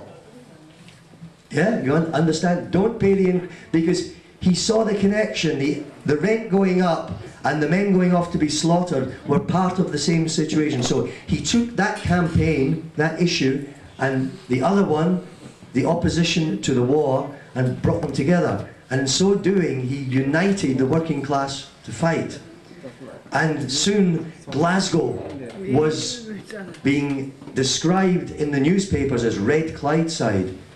John McLean was appointed by Lenin as the representative of the Bolshevik government in Glasgow. And John was instantly arrested. At his trial, the judge said to him, do you object to any members of the jury? This is a question that they must ask before a trial starts. And he says, I object to all of them. And then the judge said, how do you plead? And he said, I refuse to plead. Then he said, I stand here not as the accused, I am the accuser. I am the accuser of your capitalist system that is drenched from head to foot in blood. And he went on like this for over 1 hour. Eventually the judge hit the hammer and said, 3 years hard labour. After 18 months, the government had to let him out because the people of Glasgow were making such a furious outcry against his imprisonment. No sooner did he come out than he started again, outside the place where you go to sign up. He used to go to Bath Street in Glasgow. This is where the army recruiting office is, where the men would go to sign to go to Europe to be slaughtered and to slaughter. He used to stand outside and make his speeches outside the recruiting office in Bath Street. They arrested him again, this time 5 years hard labour. After 7 months he was back out again because the people demanded it. So this is a song about John Maclean's activity in Glasgow at the same time as Karl Liebknecht and Rosa Luxemburg were doing exactly the same thing in your country. It's called Don't Sign Up for War. The chorus says, a bayonet, do you understand? You know, like on the end of a rifle, they have the sharp bit that you poke into someone's body. A bayonet. Yeah. Bayonet. So many words the same, it's amazing, isn't it? Okay. So, the song says, a bayonet is a weapon with a worker at either end. On one side holding the bayonet, on the other side having the bayonet put in. So a worker on either side. Right? So a bayonet is a weapon with a worker on either side. Betray your country, serve your class, don't sign up for war, don't sign up for war. So there is a reference at the very start of the song to a man called Arthur Henderson. Arthur Henderson was the leader of the trade union movement in Scotland. And when the war broke out, Arthur Henderson went to London to tell the Prime Minister that the working class of Scotland would have no industrial action, no strike, until after the war was over, and would work very, very hard to make sure that Britain won. And John Maclean in Glasgow said, no, that will not happen.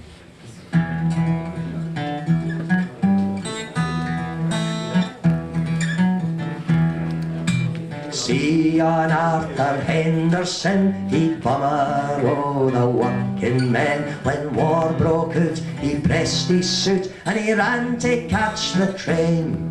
He signed a deal in London, nae mair strikes until the fighting's done. In Glasgow town, the word gaed round, tak 10 to John Maclean. He said, a bayonet, that's a weapon, with the working man at either end. Betray your country, serve your class, don't sign up for war, my friend, don't sign up for war.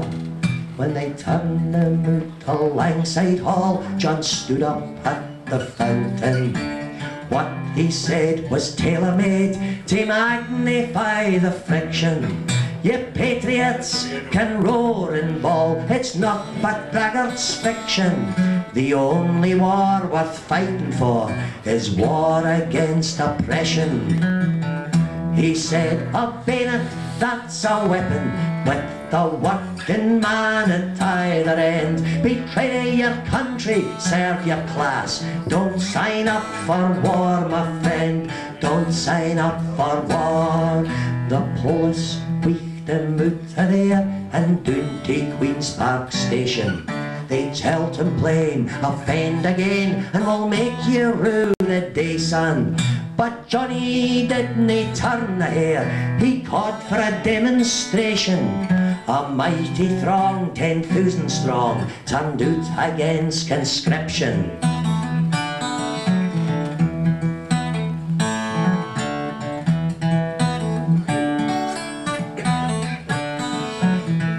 The next time that they came for him, John Kent, he meant a business. He didn't plead for mercy, he said, give me British justice. The justice that he called for stunned money into silence. Out to hell the hammer fell, 3 years was the sentence. He said, a bayonet, that's a weapon, with the working man at either end. Betray your country, serve your class, don't sign up for war, my friend, don't sign up for war.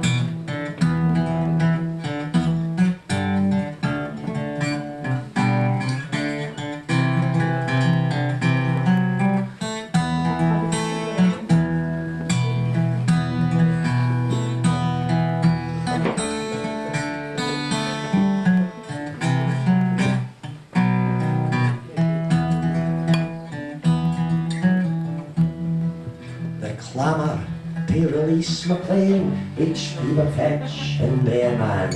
In a year and a half They called it off, but Christ had taxed him, sir man. He came back old before his time, but he didn't seem to care, man. Do all you can, I'm still the one, will cause you to beware, man. He said, I've been it, that's a weapon, with the working man at either end. Betray your country, serve your class, don't sign up for war, my friend. Don't sign up for war. The last time that they jailed McLean, he came very close to Smith. Their rubber hose fit up his nose, they kept him swap-suppered. Let him out, or keep him in, Red Klein was ever blistered. How why they turned the government was wheeling brawly Gothard.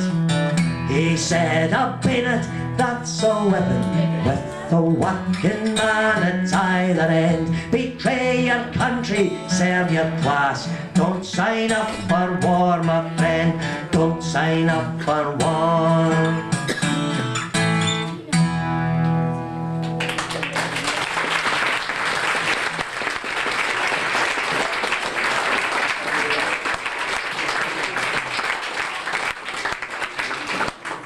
On the day that John Maclean was released from his second time serving hard labour, 200,000 people were at the railway station to welcome him home. And he was taken on a carriage, not drawn by horses, drawn by men. And in his hand was a red flag, Rotafana. And he was taken through the streets of Glasgow. The intention was to take him to his home, but before they had got more than about 3 miles, around about 6 hours had passed, because there were so many people the carriage couldn't move. So they asked him to make a speech, but because he had been on hunger strike, in that song I said, with a rubber hose but up his nose, they kept him swap-suppered. Swap-suppered means force-fed. They put a hose up his nose in order to make him eat. He was extremely weak, but he made not a speech, but just one short sentence. But that one short sentence spoke volumes. This is in 1919. The war has just finished. The German working class has just arisen and thrown out the Kaiser. John Maclean said to the people, 3 cheers for the German working class. I think that was a very remarkable insight on his part, when he knew he could only speak one sentence to come up with such a smart statement. This is a song about John Maclean's return to Glasgow. It's called John Maclean's Return to Glasgow.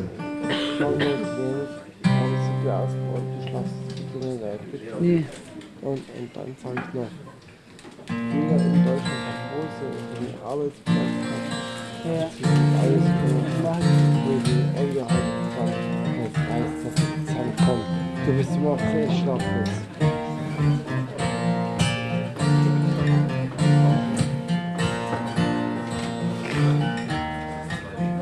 Let me start that again. I haven't played this one for a while. Let me go again.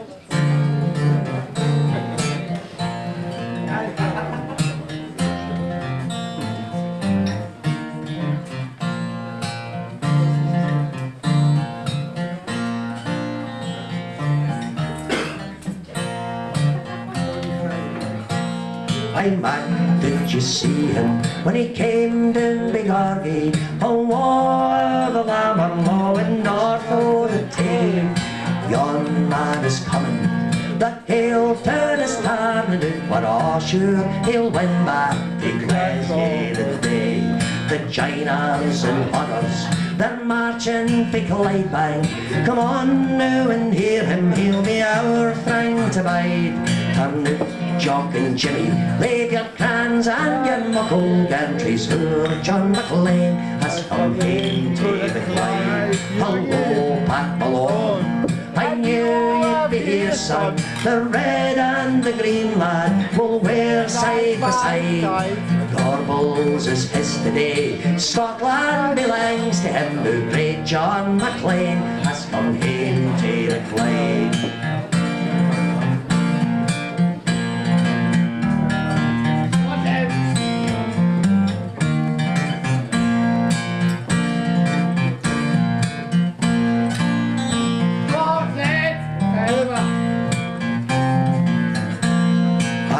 Street and London roads, the route that we're marching. The lads from the Brummelaw, they're here to a man. Kneel, where's your hodrums? You beg, hail and shooter, take your pipes, mate, and march at the head of the clan. Forward, take Glasgow Green, we'll march in good order. Well grips his barrel wheel, that boy is nae blade. Look now, that's Johnny there, that's him, he's the bonny fighter. Lennon's his comrade, and Leibnig's his mate. Tak tent while he's speaking, but he'll mind what he says here. In Glasgow City, and the whole world beside. Aye man, the Scarlet's bonny, here's to you hailing shine. Poor John MacLean has come home to the Clyde. Oh, Jack, Lord.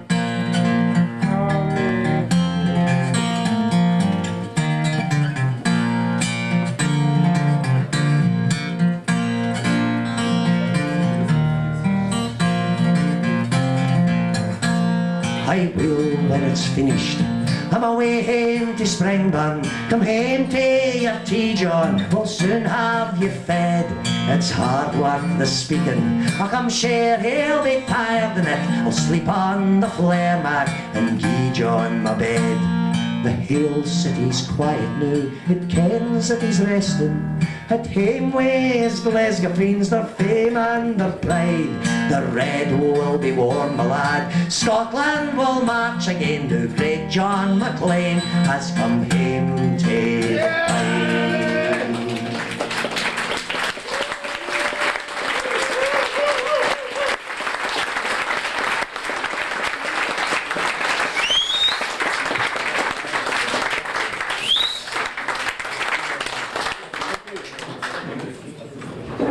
This is a farm workers song. I'm going to sing you two farm workers songs. The farm workers of Scotland, I'm sure here it was exactly the same. In the 19th century, conditions for farm workers were, to say the least, very uncomfortable.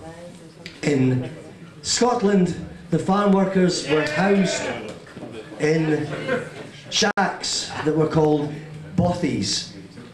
And the songs that came out from the farm workers were called the bothy ballads. The songs from the bothies. And although the bothies were disgusting, smelly places, the songs that came out of the bothies were wonderful, optimistic, ranting songs. And these are two ranting songs from the bothies. The first one is about a cloth maker, a weaver, and he decides that his life is very boring, and so instead of being a cloth maker, instead of being a weaver, he's going to go and join the British Army, because he thinks if he joins the army he'll get a lovely uniform and he'll get to travel to many different countries where he'll meet many interesting people and he can kill them all.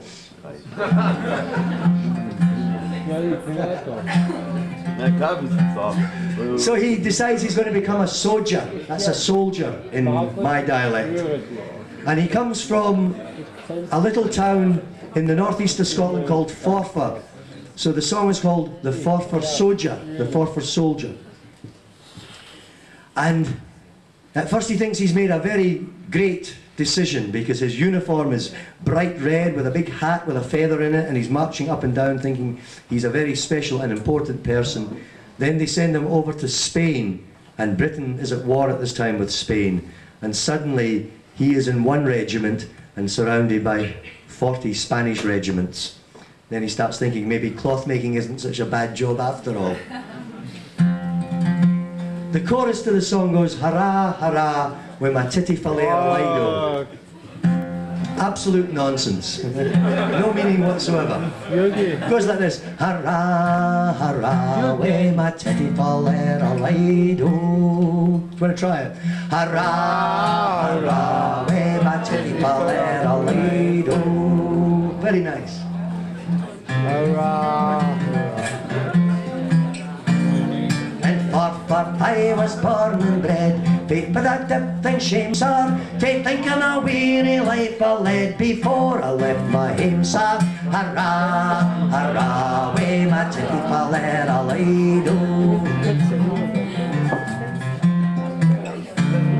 My father was so wee but poor, as ever filled a spool, sir. There never was bake come to our door, but just upon a keel, sir. Hurrah, hurrah, way my titty fallera lido. When I was 6 I gaed to school because it was the fashion, and ilka Sunday to the kirk they saved me oh a thrashing. Hurrah, hurrah, way my titty fallera lido. They learnt me to read and write and couldn't the roll of 3, sir. But a nobler thought come to my head, a soldier I would be, sir. Hurrah, hurrah, way my titty fallera lido.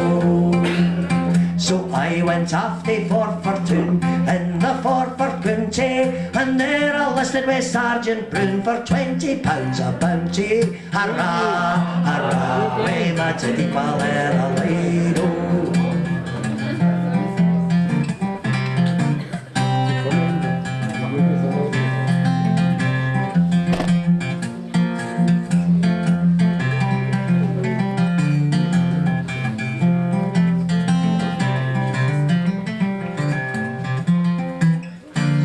They gave me place to have my back, mittens to my horns, sir. They swore I was the brawest chiel in all the Highland clan, sir. Hurrah, hurrah, way my titty fallera lido.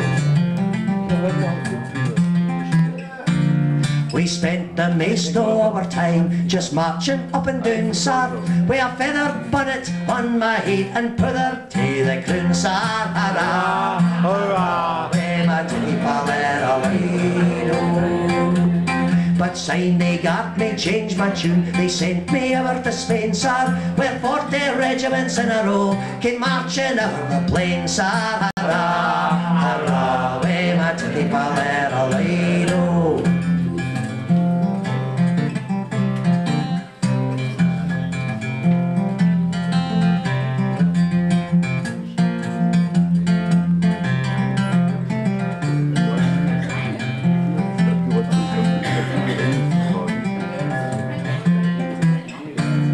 For 3 long days and nights we fought, I thought we'd never end, sir.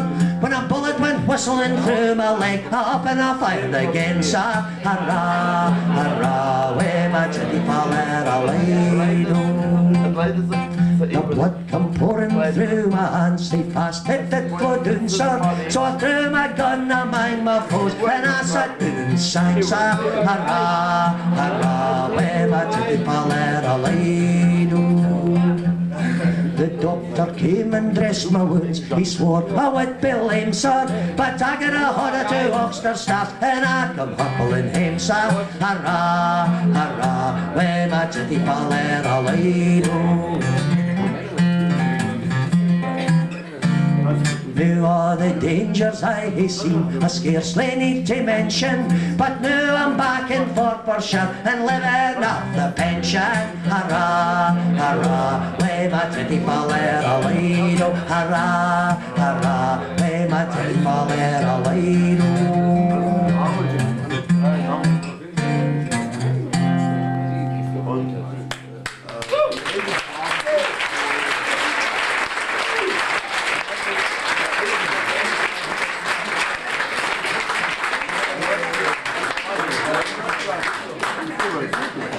Thanks very much. This is also a farm worker's song. Also has, of course, you're sounding just great up here on the stage. Here, so many of you singing is wunderbar. Please continue. This This song is... Hey guys, I'm finding it really difficult to concentrate. If you'd like to talk, out there's a good place, yeah? I'm not background music, okay? Thank you.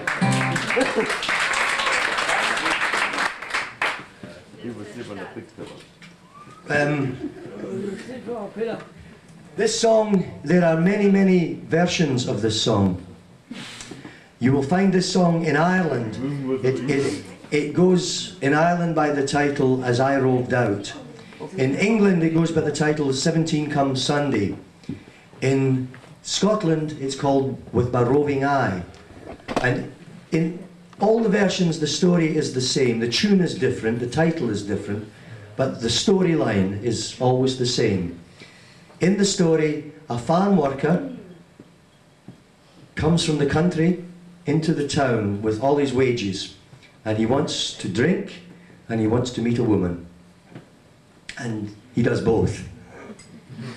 And the woman he meets, they like each other very much and they're drinking very much, and they decide they would like to go to bed together. So the girl says to the farm worker, come back to my mother's house, she is away, we can spend time there. Yeah, You're making a habit of this, George. They are in. It was a reflex. They are in. Of my tongue. They are in the bed together when suddenly the door flies open. It is the girl's mother, and while she is beating the girl with a frying pan. I'm finding this really difficult, lads. You're making life very difficult for me. Can you shut up? Thank you. While the mother is laying into the daughter with the frying pan, It's Salmestadt. the farm worker escapes out the window and up the street, but leaving behind his trousers and his watch and his money. This is how the song is usually sung. But the version I'm going to sing tonight is the version from the Sigeuner. And very often the Sigeuner version of a song that many people know is slightly different. They give it a twist and they sing it from the Sigeuner way of seeing things. In this version of the song, everything is exactly the same until the door flies open. It's not the mother, it's the police.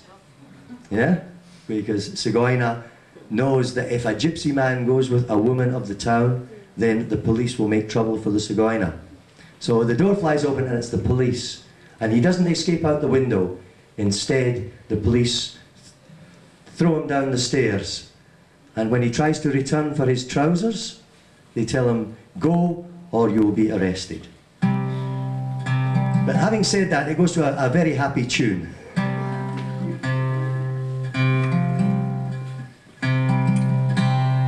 And the chorus, also a nonsense chorus, goes, Way my turin richt full laddie, richt full a turin, Way my turin richt full laddie, richt full a turin, Try it. Way my turin richt full laddie, richt full a turin, Way my turin richt full laddie, richt full a turin, Because of hard stuff.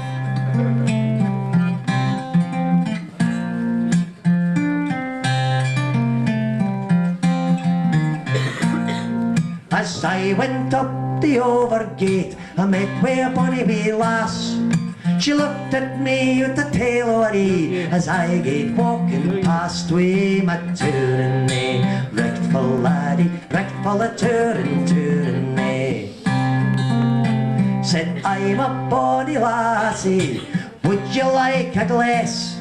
Richt saucily, she said to me, come awa and be your best. Way my turin, richt full laddie, richt full a turin,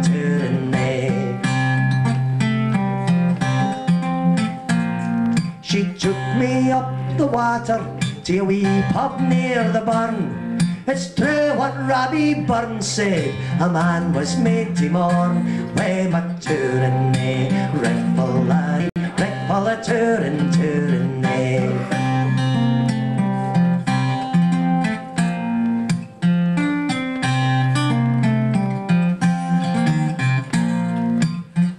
pot pies and porter and whiskey, rum and beer. She ate and drank as much as would do an elephant for a year. Way my touring day, rightful laddie, rightful a touring day. She took me to her wee bit lodging for to spend the night. But a knocking that come to our door and the breaking o' the licht. Way my touring day, rightful laddie, rightful a touring day. And it was a big fat Paulus, he got me by the hair. He gave to me the whirly jig to the bottom of the stair. Way my touring day, rightful laddie, rightful a touring day. I went up the stairs again for to get my clays. He said, bloomin' lad, get out to here or I'll give you 60 days. Way my touring day, rightful laddie, rightful a touring day.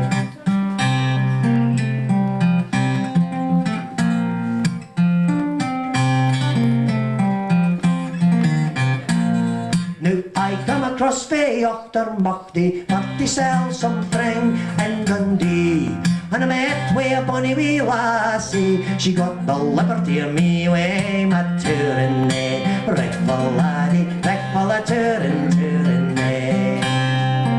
I'll gie him to Ochtermuchty, contented for to be, for the breaking o' a 5 pound note wi' a lassie in Dundee. Way my touring day, rightful laddie, rightful a touring day. With my touring day, rightful laddie, rightful a touring day. With my touring day, rightful laddie, rightful a touring day.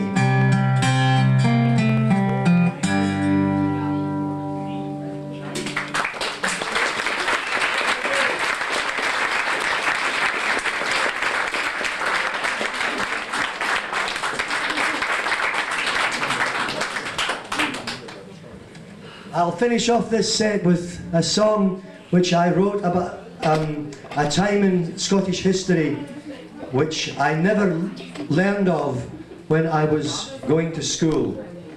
When we were given our Scottish history, this section of our history was left out, airbrushed out, because it's a time that many Scots feel a great shame about.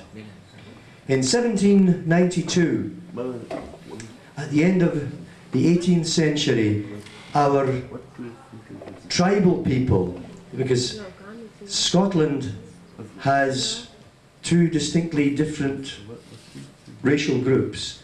We have one group which has more in common with the Anglo-Saxons, and then we have a group who are the Celtic people. And the Celtic people lived in the Scottish Highlands. And before 1792, the Scottish Highlands was the home of 1/3 of the population of Scotland. Many, many people were there. Now, when you go, there is no one. There is only sheep. How this happened began in 1792. They call it the Year of the Sheep. In the language of the clansfolk, the tribal people, the Highlanders, in their language, which is the Gaelic, they say Blana nan Curich. Blana nan Curich means the year of the sheep. This was the year when the British government decided it was going to take the clansfolk away from the Highlands and move in many sheep, because in the south there was a big growing textile industry and they needed wool, and it was more profitable for them to grow sheep in the Highlands for wool than it was to allow the clansfolk to live in their traditional way. And from 1792, 100 years it lasted, and it's called the Highland Clearances. And during that time, thousands and tens of thousands of Highlanders were driven from their homes by the army. They came with guns and they ordered them to leave. Anybody who refused to leave was shot. The year after Blana nan Curich was the year of the burnings. In the Highlands there are very few trees. it is necessary when you are making a house to have a beam in the centre. This was how they made their homes. So the beam in the centre was very valuable because the tree had to be brought up into the highlands. So it was the most valuable part of the house. So they would set fire to the house and set fire to the beam. This meant the clansfolk could not return because they had no tree to replace it with, so they couldn't remake their home. And in this way, they cleared the highlands of people. That's why when you go there now, there are very, very few people there. Empty place. Used to be many, many people. In those days, the road that would take you from the highlands down to the coast where ships were waiting for the people, they had to pay to be taken away. And they were taken, some to America, some to Canada, to Nova Scotia, New Scotland, some to an island called Cape Breton. And when you go to these places, you will still find the clansfolk are there, and they're playing the traditional music of the Scottish Highlands and speaking in the native language. Speaking in, yeah, when you go to Cape Breton now, they actually still speak the original Scottish language. That road was known as the Destitution Road. Destitution means absolutely everything is gone. You have nothing left. The chorus of the song says, there's no use getting frantic. Frantic means very, very upset. No use getting frantic. It's time to hump your load. That means to take all your possessions in a sack on your back and go. It's time to hump your load across the wide Atlantic on the Destitution Road. I'll sing you the tune and we can maybe sing it together because it sounds lovely if we can all sing it. But just before I start, can I just say thank you all for such a nice time together. I've really enjoyed singing for you. And I hope I can come back. You will.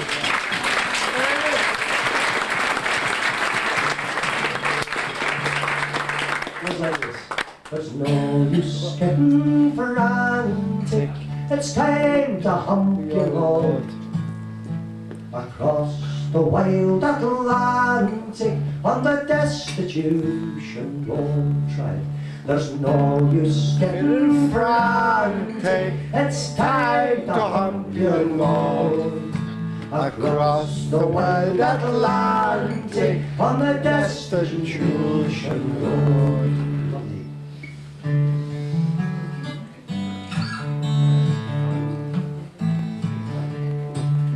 In the year of the ships and the burning time, he had a young man in the pride. The old Scotch spade was a highland crane, the gales of Caledonia. There's a den for the fox, a hedge for the hare, a nest in the tree for the birds of the air.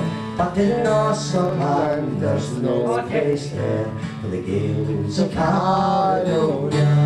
And there's no use getting frantic.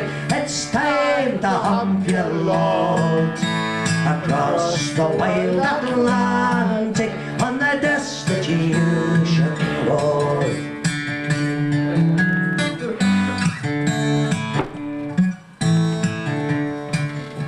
The bailiff came with a written law, and the gallant lads of the 42, they drove you out in the sleet and snow, the gales of Caledonia. When your house was burned and your crops as well, you stood and wept in the blackened shell, and the winter moon was a living hell to the gales of Caledonia. And there's no use getting frantic. It's time to hump your load across the wild Atlantic on the Destitution Road.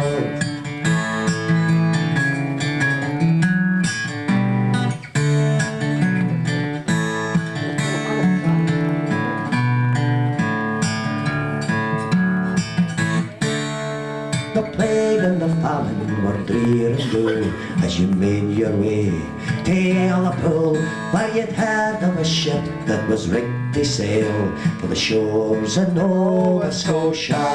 And you sold your gear, you paid your fare, with your head held high though your heart was sore. and you bid farewell forevermore to the glens of Caledonia. And there's no use getting frantic, it's time to hump your load across the wild Atlantic on the destitution road. The land was cleared and the deal was made. Now an English lord in a tartan played. He struts and stares as the memories fade. The gales of Caledonia, and he hunts the deer in the lonely glen that once was home to 1,000 men. And the wind on the moor sings a sad refrain for the gales of Caledonia. Oh, there's no use getting frantic, it's time to hump your load across the wild Atlantic on the destitution road.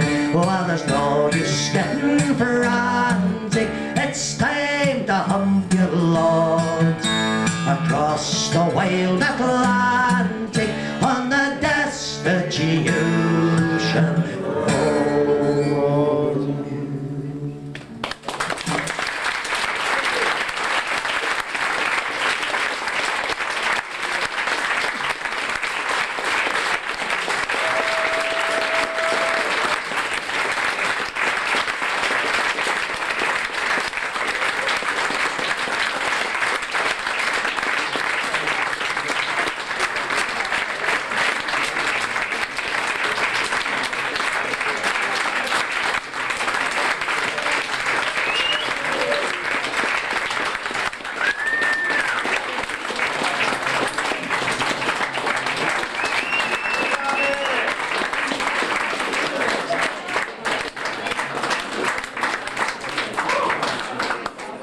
Thank you.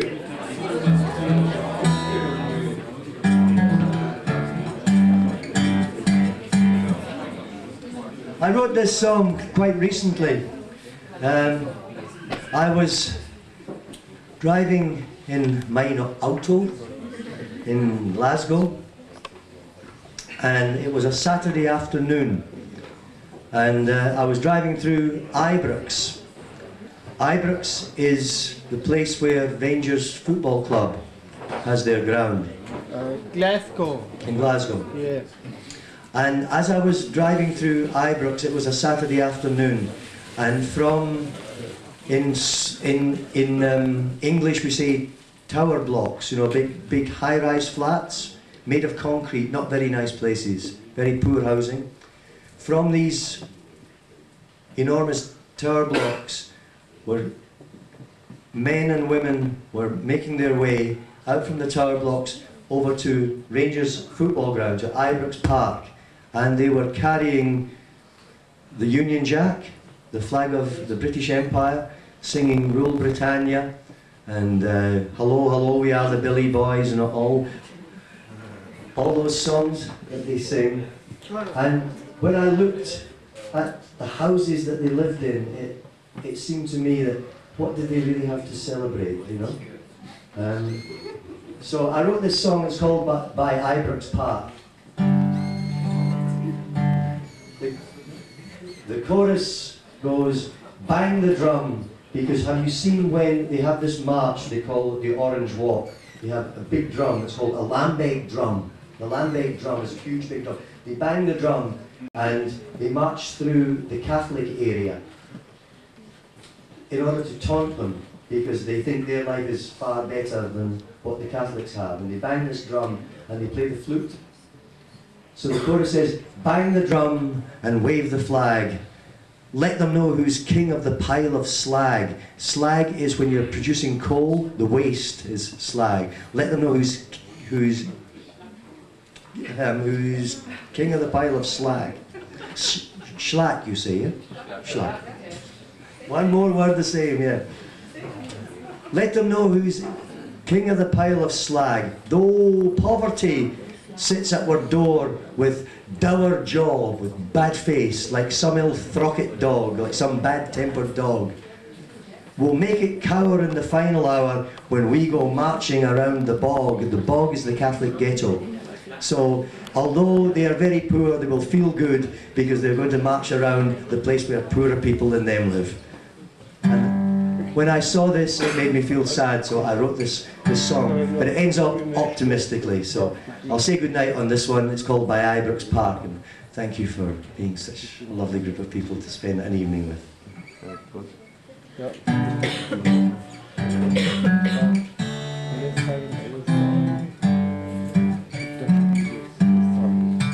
Driving down by Ibrox Park one grey November afternoon, where concrete tower blocks, grim and dark, defy the sun and the moon, I saw a host of working men make their way decked in Empire blue, and I thought about when it all began. In 1822, bang the drum and wave the flag. Let them know who's king of the pile of slag. Though poverty sits at our door with dour jaw like some ill-throcked dog, we'll make it cower in the golden hour when we go marching around the bog.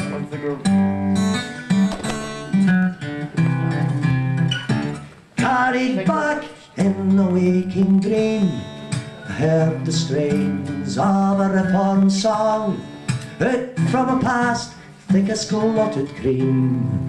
I saw them marching strong, workers bent on liberty, circled round by the orange crew, drunk with hatred and bigotry, and the old red, white and blue. Bang the drum and wave the flag. Let them know who's king of the pile of slag. Though poverty sits at our door with dour jaw like some ill-throcked dog, we'll make it cower in the golden hour when we go marching around the bog.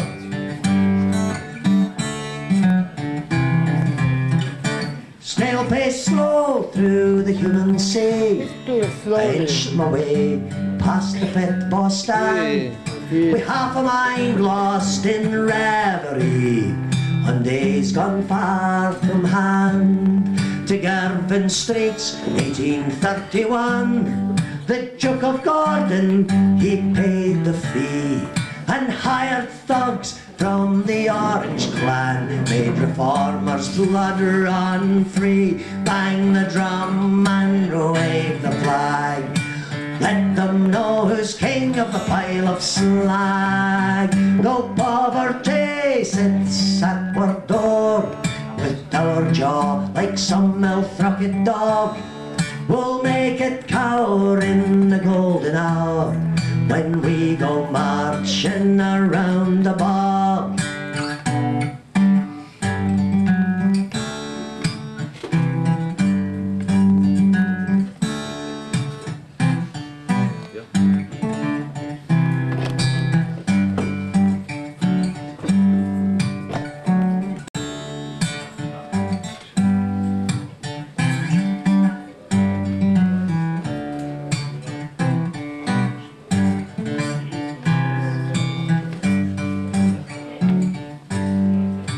Driving down by Ibrox Park, a wave of sadness that drenched my soul. From concrete tower blocks, grim and dark, come sights I cannae thole.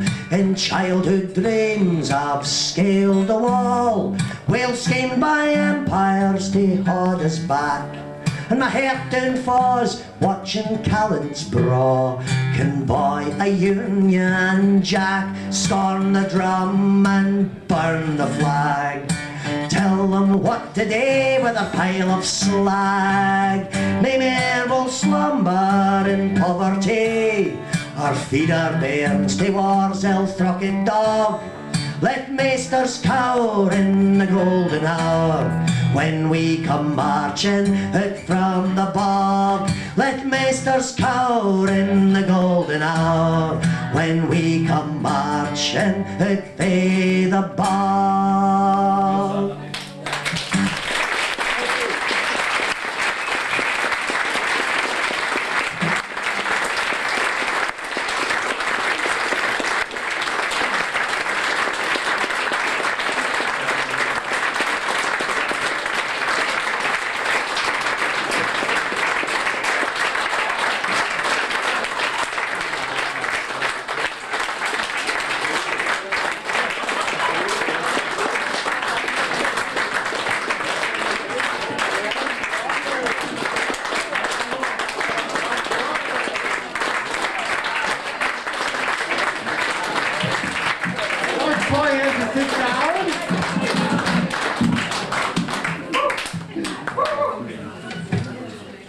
With pleasure. Okay.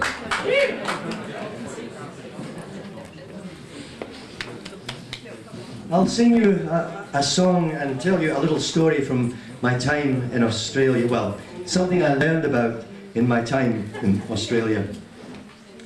During the years of the Great Depression, in the early 1930s, from 1929 through until about 1935, of course, as you very well know, it was a very, very hard time for many people. And in Australia, the people who were not able to pay their rent to their landlord were being evicted from their homes. And in order to fight against this evicting, an organisation was formed called the Unemployed Workers Union. The same organisation also formed in England too, for exactly the same purpose. Their idea was that you could prevent the eviction by surrounding the house with many people and refusing the landlord, backed by the police always, to get through to take out the possessions of the people and put them out into the street. And in this way, many evictions were prevented. Things in this time came to a head, to a clash in Sydney in New South Wales, when on August the 14th, 1931, over 1,000 members of the Unemployed Workers Union were in a street called Union Street, where there was living a woman with 2 children, and she was a widow because her husband had died fighting in the First World War. And she could not pay her rent, and the landlord was going to put her out. August in Australia is winter time, and although it's not nearly so cold as here, it is much too cold to be put out into the street. And so over 1,000 came to defend her home, and they fought for 3 days, and from all over New South Wales they brought more and more police, but they could not break the resolve of the people. And eventually, after 3 days, the fighting stopped because the state premier of New South Wales, his name was Jack Lang, made a new law. It was called the Moratorium Act. Moratorium means things come to a halt until the crisis is resolved. That is a moratorium. The Moratorium Act said that until the Depression was over, no evictions can take place. People can stay in their home, whether they can pay rent or whether they cannot pay rent, they can stay in their home until the recession is over. And when it's over, then we talk about how to pay the rent that was not paid. That was the Moratorium Act. Great victory, and one that I thought should be remembered in song.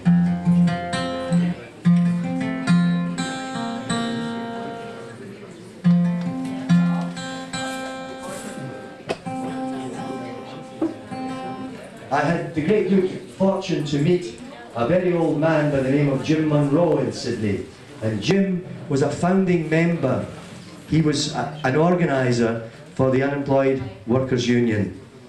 He is now in his late 80s, but he's still a very sharp man. His eyes shine. And one of the things which he said when he was describing the siege of Union Street. Do you know what a siege is? A siege is like an army surrounds a castle and the people in the castle defend it. This is called a siege. So this song is called The Siege of Union Street, because the people were defending the street and the police had surrounded it and were trying to come and capture it. So when he was speaking about the siege of Union Street, and he was telling me about how in those times everybody used to share everything they had, and everybody was eating from a shared pot. They would cook a big pot of food, because for 3 days they are fighting to stop the police. So other people made them food and they all ate together. And he said they were grand old days on the barricade. You have a German word, barrikaden? Grand old days on the barrikaden. So this song's called The Siege of Union Street, and that bit goes, They were grand old days on the barricade. That's your bit. They were grand old days on the barricade. Yes, great.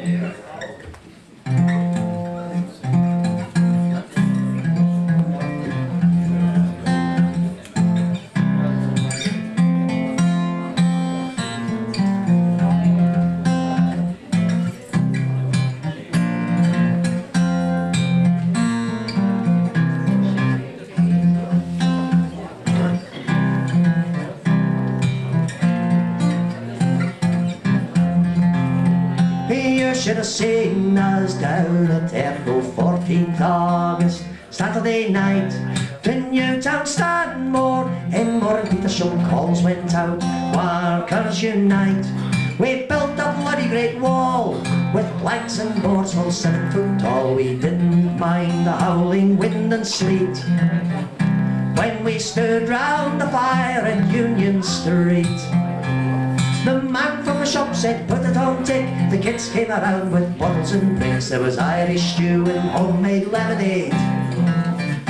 They were grand old days on the barricade. I never thought I would join a party, carry a card, or see things red. The sight of barefoot children crying out on the pavement turned my head.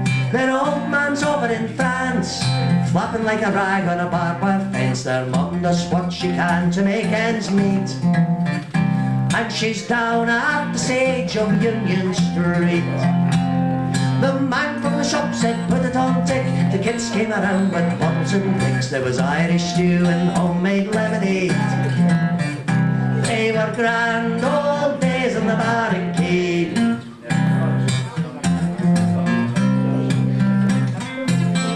The cops came down, and they came down hard. They must have been 500 strong. They called us Reds, and they cracked our heads to teach us poor sinners right from wrong. I learned a lesson that night.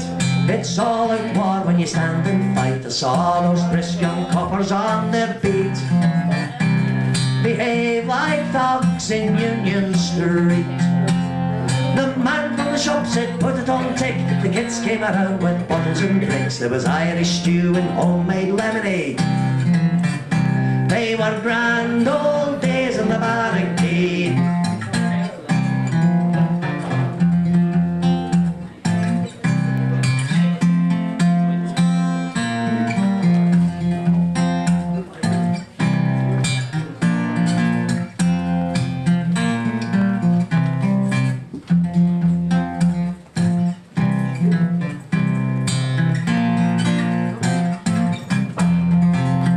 Sunlight danced on the broken glass. It shone like diamonds as morning broke. The cops were back by the railroad track, and the streets were filled with working folk. They bashed us bloody and raw, but it forced Jack Lang to change the law. And now the landlords have to cop it sweet, and the red flag flies in Union Street. The man from the shop gave licorice sticks to the kids who cleaned up the bottles and bricks. Down the years those memories never fade of the grand old days on the the barricade. They were grand old days, they were grand old days, they were grand old days on the barricade.